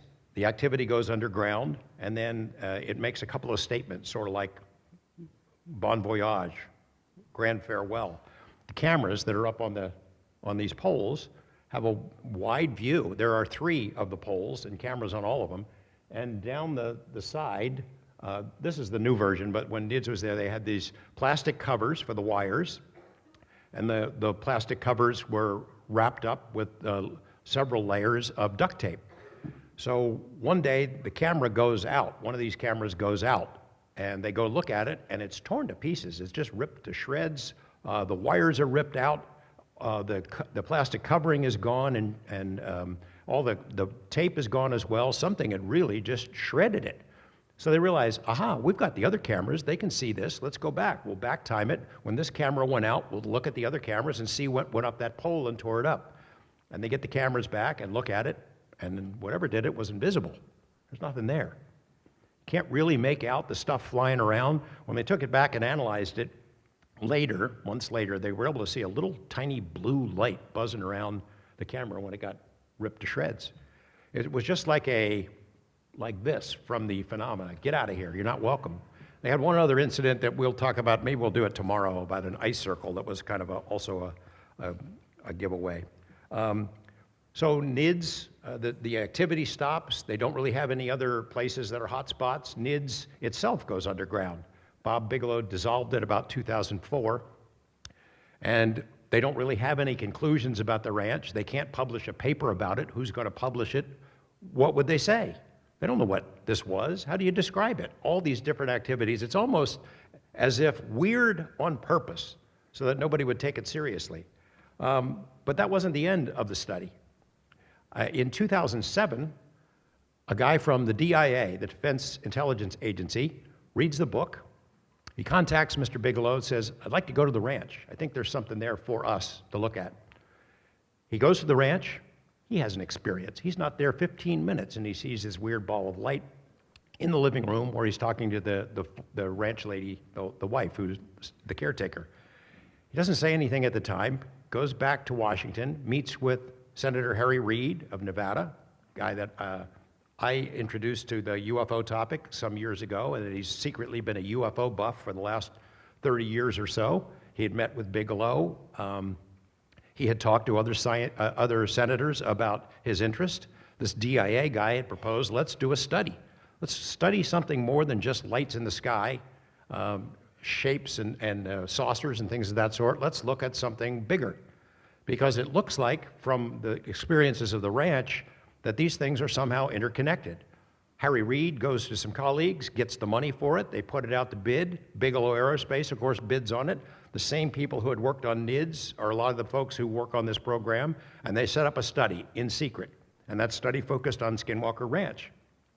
And they covered a lot of ground, and they talked to new witnesses and dug up new evidence and created massive reports, as well as a database that is gigantic, that we may never see. Some of the stuff that I did last night, the story, is material that was involved with that, but it's a lot of, hundreds of FOIA requests have been filed for these reports, but I'm not sure that they're ever going to be released. However, we do know quite a bit about what they learned, and we do know that they took this seriously, and that the idea that these various phenomena, UFOs, Bigfoot, poltergeists, crop circles, cattle mutilations, invisible beings, orbs, all that stuff, is it related? I can tell you it's all there. I don't know if this is trying to send us a message that maybe it is all somehow related, or it is these same phenomena taking different shapes and sizes and appearing to us at different times, or, it just happens to be a paranormal highway where all this stuff intersects. We don't know.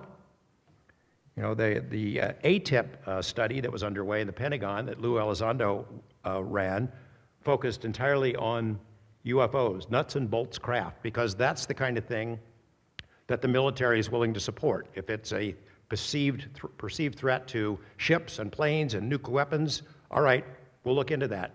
But this wow stuff, the program was killed in large part because people inside the Pentagon and DIA, number one, were worried that the story would get out, which of course it did, and number two, that it was satanic, that it's demonic. Maybe it is demonic, but does studying it and trying to figure it out invoke it? That's like saying, we don't want to mention the word skinwalker because it might come into our lives. But that's true, and it happened. Answers, I guess, are hard to find. The property, Bigelow sold the property in 2016. That's what it looks like now. They installed new gates. There's a new owner who doesn't want his identity known.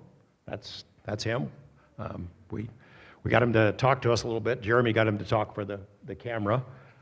He's trying to carry on the study, to revive the study, and once again, there's been a big spike in activity. I say that reluctantly because whenever I've said that before, it causes all kinds of YouTube investigators to go ahead and go make their own Skinwalker movie, and they go on the property, and they drink beer, and they peer in the window at night and take flash photos, and they take souvenirs. One guy tore the whole gate off. Well, this is some of the security that was following us around the last time we visited. So I guess I'll wrap it up and let you ask some questions, but we don't know the answer. Nobody knows the answer. How does all this stuff fit together? Is it ET or alien? Well, it's not exactly what we think of as ET. Is it the military? Maybe, some of it. It could be the military doing some psychological exercise. Did the military take that calf, and carve it up and dump it back there? Did commandos get into the bathroom and take the towel and the hairbrush? Imagine giving that order. Go take her hairbrush and put it in the freezer. The military didn't do all this stuff. This stuff has been going on for 250 years. Maybe they're doing it now, but they didn't start it. So that's not an explanation. Interdimensional? I don't know. I don't know. Is it all related? It seems like we got a learning curve here, that it's telling us that it is somehow related, that reality isn't what it used to be, that it's much more wondrous and mysterious than we might imagine, and we need to start thinking about it in those kinds of terms. At least I hope that's what it is, as opposed to just alien teenagers just messing with us. I know that there is a Native American connection. There is a Native American connection to the other hotspots that I mentioned before, but I don't really understand it. I think they seem to have a better grasp of this and are more comfortable with it than we are, than the rest of the culture. But getting them to open up has been tough. We have made progress recently, and you'll be able to see it when the film comes out. But you know, the NIDS guys did what they're supposed to do. And that's what Jeremy and I have been trying to do as well, is to, you know, investigate the unexplained, not to explain the uninvestigated. Thank you.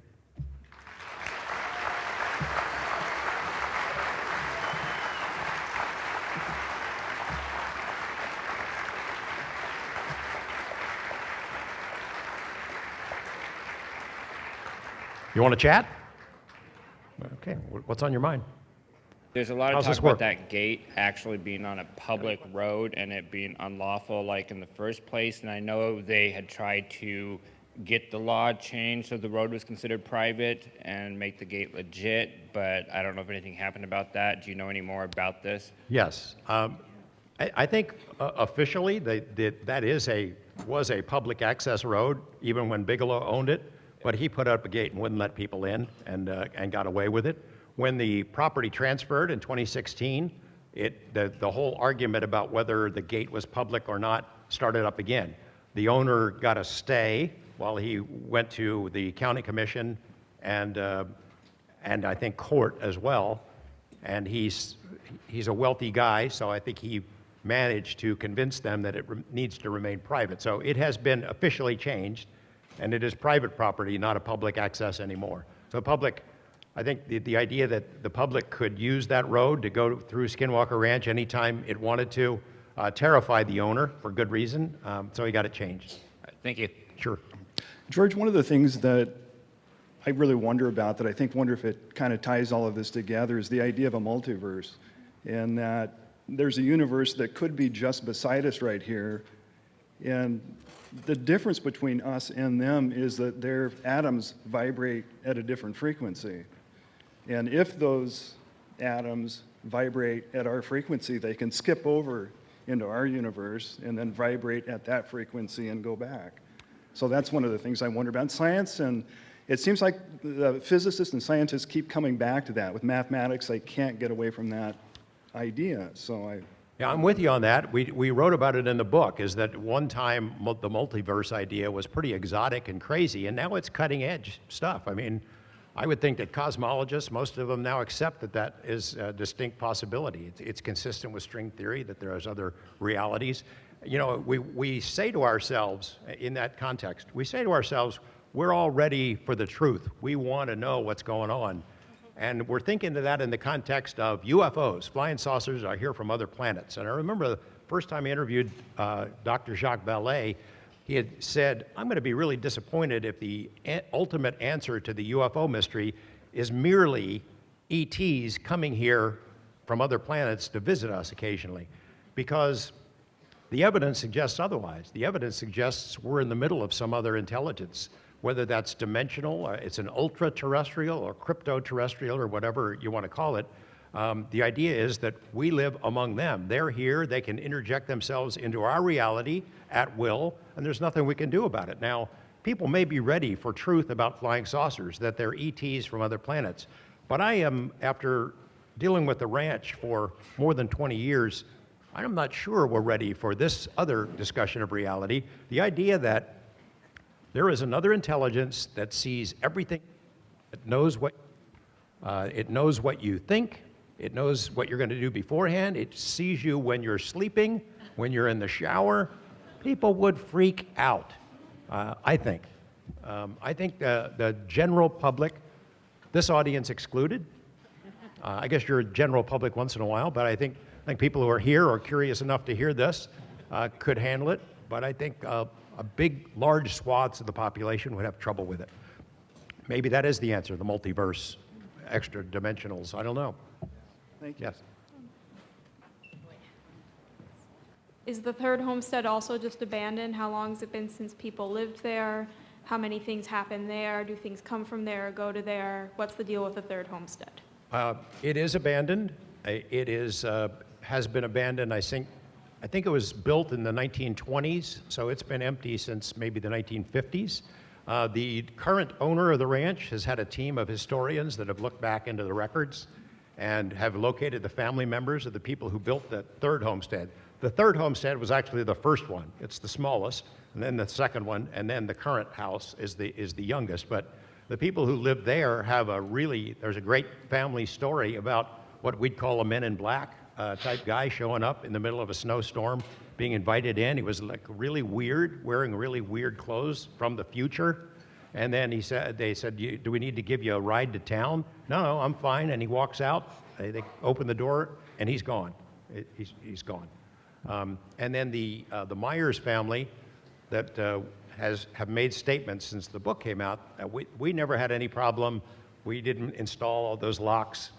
We didn't have guard dogs. We never saw anything. The people around them in their own family, the neighbors who knew them, said they did, in fact, have experiences. They just didn't want to deal with it anymore and didn't want to talk about it. And while they were there, they seemingly came to an accommodation with whatever it is. The same is true for the husband and wife who live on the ranch now. They were the caretakers for a couple of years under Bob Bigelow, and they have stayed on with the new owner. And they see stuff all the time. They don't talk about it, and it doesn't seem to bother them too much. There is an incident in their past where it seems to have caused some physical harm, but they've moved on from it. So whatever this thing is, you can learn to live with it. And it shows itself to you. It sets the rules. One other thing I want to mention is that what's on the ranch doesn't stay on the ranch. It follows people.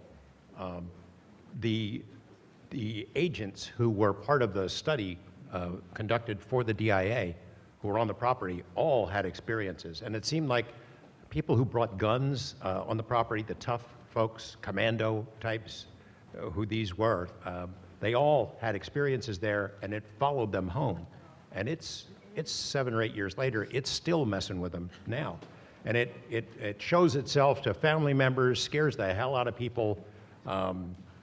Creatures appear, stuff flies around the room, wine bottles break on the wall, that kind of stuff has happened to them and is ongoing. And it happened to the Gormans when they moved out of the area. They moved to Idaho, and it followed them for a while too. So it's not to be trifled with. I know we're sitting here talking about it, and it's kind of fun, but it's spooky. And it's weird, and we don't know what its priorities or goals are. We can only guess. You know? Did you do any excavation of the ground, or anybody else dig down to see if there was an ancient foundation of some type? Not to my knowledge. There were discussions of that, and then it never went anywhere. There were discussions about getting ground-penetrating radar to look in a couple of. It's 480 acres. It's a big ranch, but there's one particular area. Mr. Bigelow, John Alexander, and Hal Putoff, who was an advisor to the Science Advisory Board, had been involved with the remote viewing program, knew all these remote viewers, the ones that really know their stuff and had worked for CIA and the Pentagon.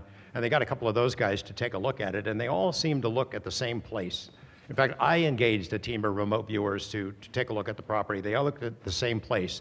The team that I got involved, they saw military folks underground and with banks of equipment. The one remote viewer, the best remote viewer in the world, identified a particular part of the ranch in the third homestead that was he didn't know what it was, but it was dark. And he suggested if you're going to dig there. To my knowledge, that never happened, and they did not use ground penetrating radar, but the new owner may. Thank you. Sure. they're moving past the idea of nuts and bolts analysis of UFO propulsion and moving ahead to the idea of consciousness being an interactive factor in propelling UFOs, and considering the fact that every time we go to sleep at night, our consciousness leaves. The premise being this is not just lights in the sky and craft, this is something else. That was the reason that study, the ALSAP program, the BASS study, was so amazing, because it wasn't just looking at flying saucers and nuts and bolts craft. It was created to look at, is there an interaction with these other phenomena? And that's an amazing thing. And it was threatening to people. It made them uncomfortable. But the fact is, that's what it's probably going to take. You need to look at the big picture. That's what this study was, the NIDS study was about. It's what the BASS study was about. Yes. 2016, I was here, and there was a couple of guys called the Paranormal Rangers, and they were Navajo federal agents. John Dover and Stan Milford. Have you spoke with them or had any kind of a collaborative I have not. sort of thing? You know, I was amazed because when we started working on the book, Colin and I had reached out to a number of tribes, including the Navajo, the tribal council, tribal historians, and nobody wanted to talk to us about skinwalker stuff. We ended up getting Anglo professors, university professors, who had studied native cultures who were willing to share with us their impressions. And then it's been 7 or 8 years, all of a sudden the Navajo police officers come out, they're on television talking about it.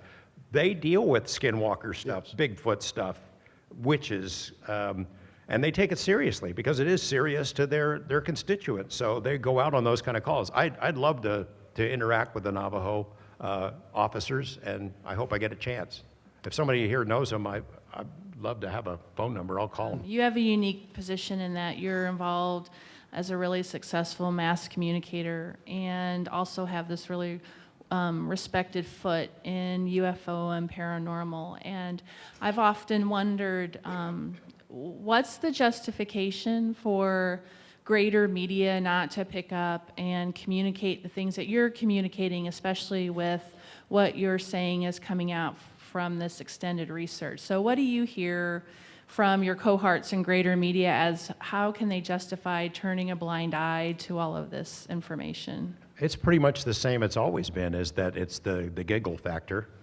I mean, the reason that the Pentagon canceled that study, same thing. Nobody wants to be, Chris Mellon wrote a Washington Post op-ed piece about, nobody wants to be the alien guy in the Pentagon. It does no good. Even now, after the Tic Tac and all this stuff has come out, pilots don't want to report this. It does not help their careers. And the same is true in my line of work.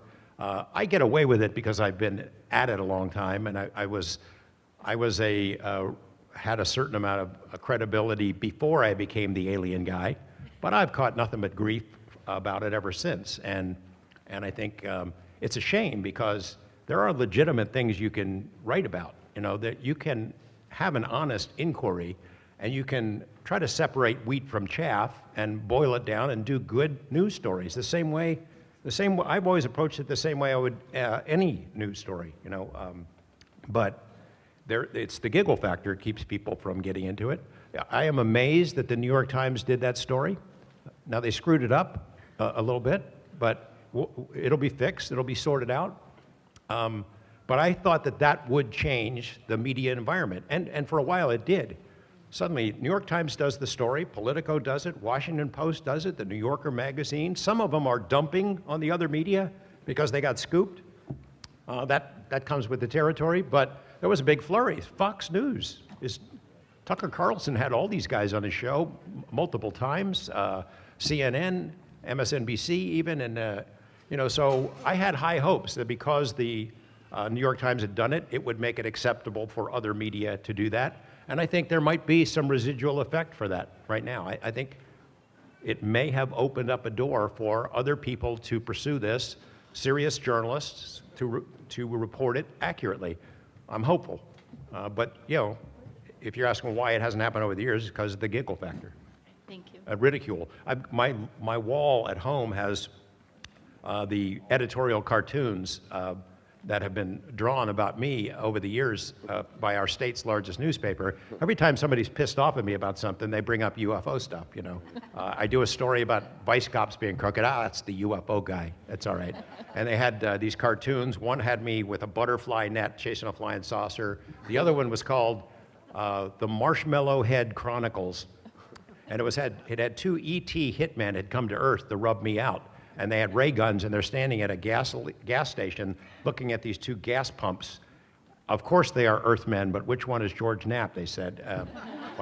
I thought it was funny. I'm in a public position. I have a sense of humor, so I got the originals. They're on my wall.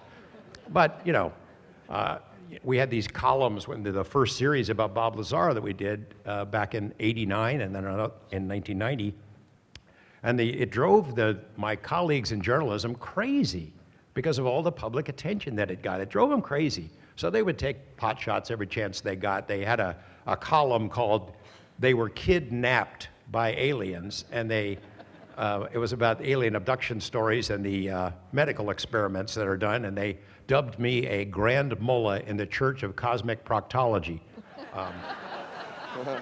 And they had another column, the media columnist, saying, boy, people are rushing home at night to see George Knapp stories. They can't wait to get there. Not because they're interested in UFOs, but because they want to be there when he finally goes bull goose loony on the air. So it comes with the territory. I'm all right with it. What bothers me is the people making those jokes and the columnists writing that stuff have never done one whit of the work. They haven't sat out in Area 51 night after night looking in the sky, dodging the security patrols. They haven't read the books, haven't interviewed the witnesses, haven't come to events like this. And when they do come to events like this, they write the same stories. Look at the people in the funny hats and the funny shirts and the goofy books that they're selling, and they have fun. And they E.T. phone home and where's Elvis, and the same jokes that every reporter has ever covered have told. Gets old. Hey, George, thanks so much for coming. I love your work. Me and my friend, we actually went to Vernal, Utah, where the SKINWALKER Ranch was in 2016. We had some vacation time, wanted to go out there, see what it was like. Beautiful place. Yeah. One of the most interesting things that we figured out was the fracking, the horrible fracking stories and all the stillborn births that were happening in the area, which was a huge story. Rolling Stones covered it. But one of the biggest things we found by talking to some of the locals at the bars, some of them were definitely native, was the fight over the Indian water rights, the reservation water rights that the Indians had. Apparently treaties had been annulled, agreements had been gone back on, and some were even suggesting that there was a curse put on the whites that had taken over that land because of that. Can you comment on that, or have you heard that at all?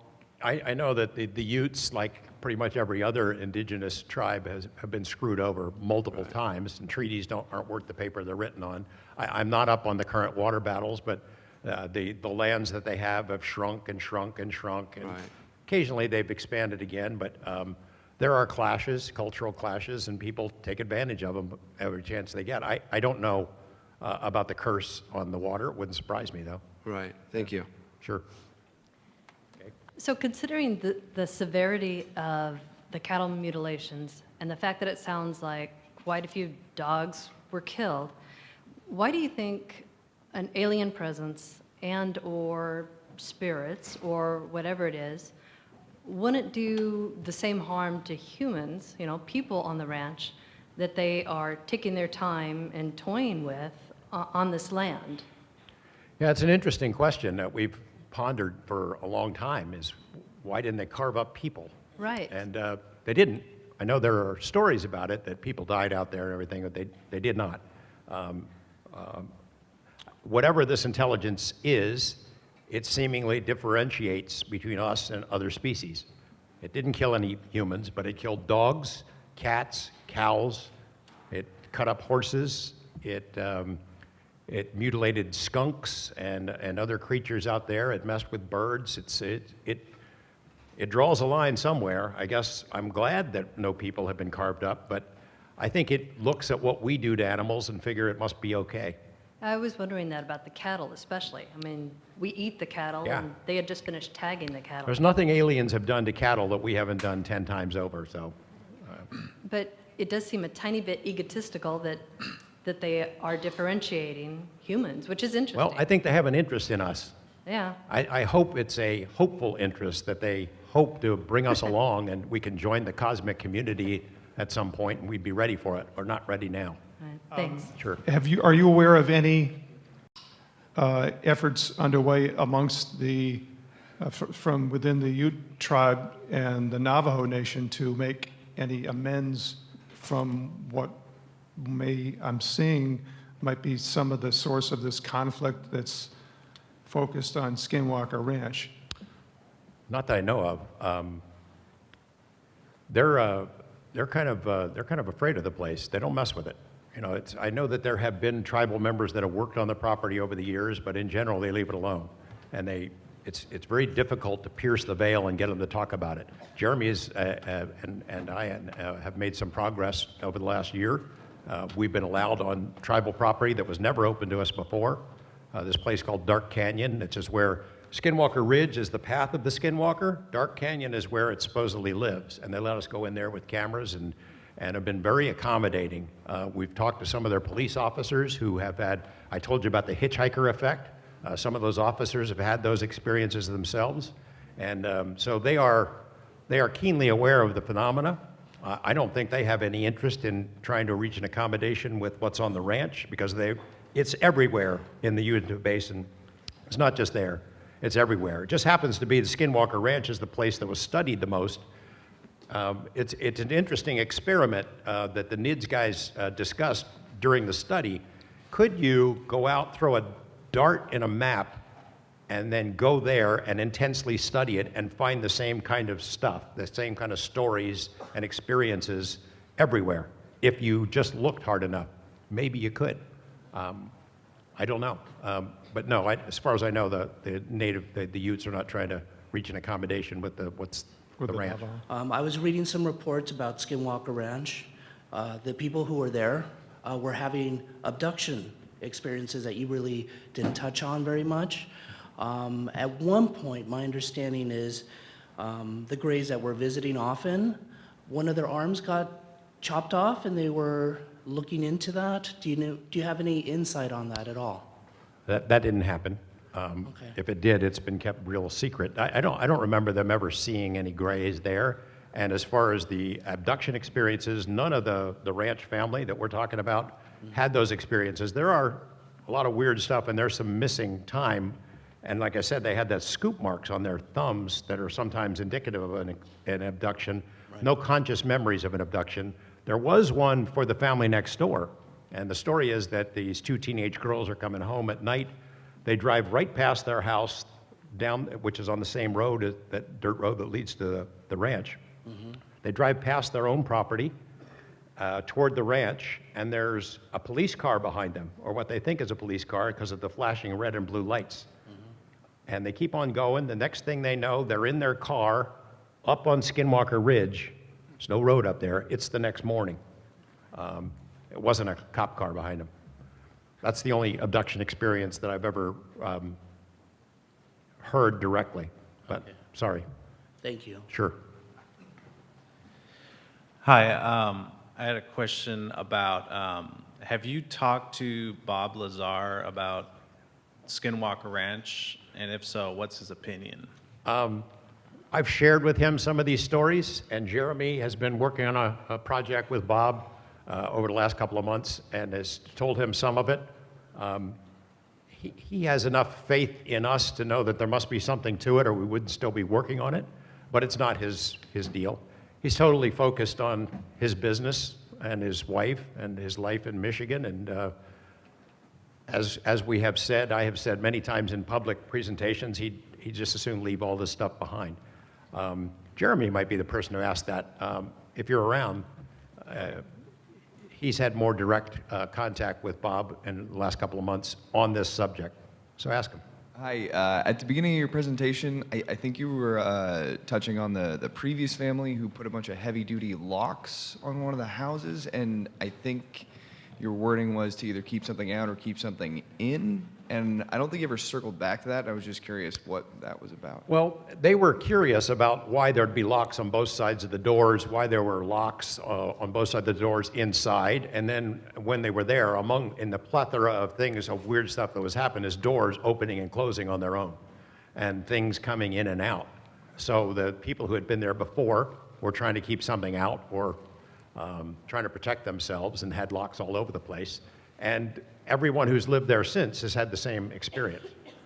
Doors and windows opening up and heavy footsteps outside and inside. And I don't think you're going to stop them with locks, but that was what they tried. Two-part question. Harry Reid's infamous black eye, anything to do with this? No. Nothing? No, I've known Harry Reid since You can ask your own. 1982. I mean, I'll ask my own. And I believed the story that he told, that he had an accident there. He's, right now, by the way, he had surgery on Monday.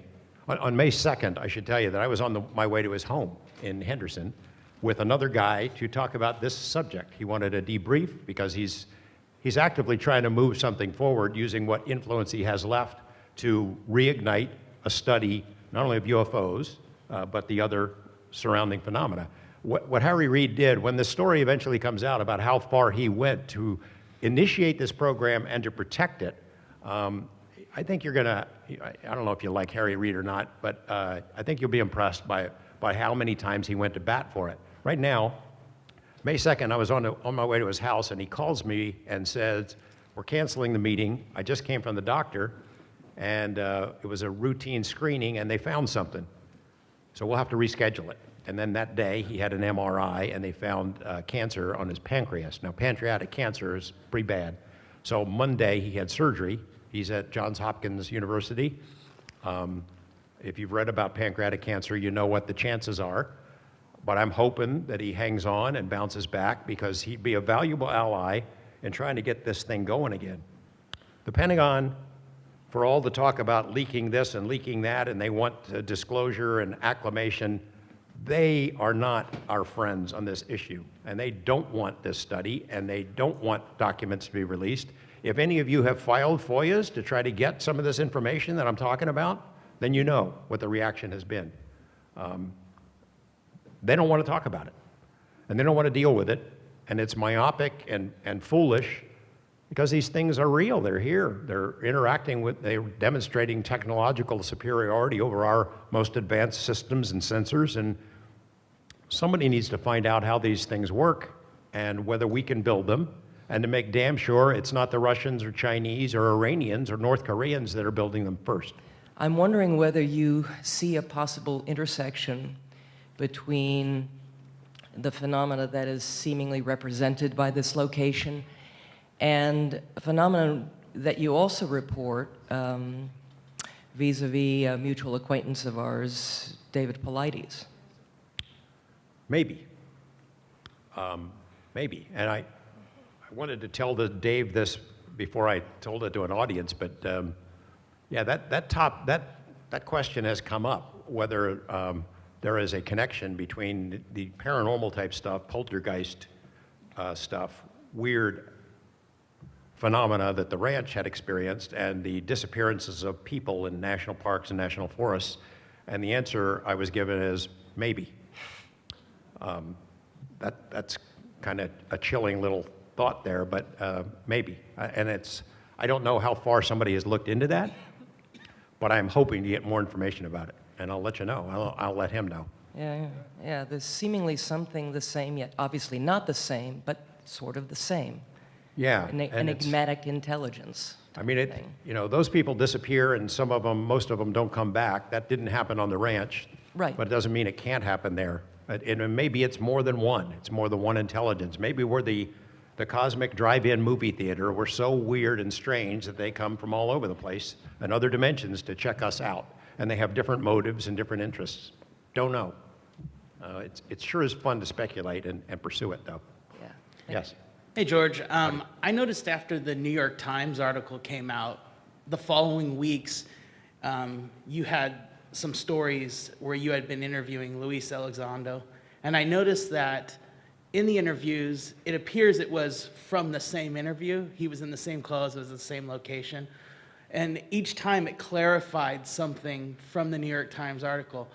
So I'm curious, and you had kind of mentioned that there's more clarification coming. Is some of that coming from that interview session? Like, do you have more stories coming from that time? I hope so. I mean, we did a really long interview. Here's the deal on this New York Times story, and I haven't said this before, so I'm aware of the BASS study and the OSAP and ATIP and all that stuff because I was allowed to be a fly on the wall while that stuff was underway, but I couldn't tell anybody about it. So when the word comes out, Lou Elizondo comes forward with Tom DeLonge in October. Great, good, that's moving forward, that's great. It's out of the closet a little bit. And then, so I did some stories about it, and I have more that I had planned to do, and then I am told the New York Times is gonna break this thing. And I called up all of the people who were involved in this. Well, why does the New York Times get to break it? I've been sitting on this thing for 5 or 6 years. I want to do the story. And they implored me. They said that the New York Times, if somebody else breaks it before they do, that they'll just cancel it. And they implored me that if I would hold off, I would get access to certain things and interviews. It was important for the New York Times to do it because, and they put this as gently as they could, I am not the New York Times, and I would heartily agree with them on that. So it was important for the Times to break it so that it changed the media environment so that other news organizations would go ahead and pursue it, and that's how it worked out.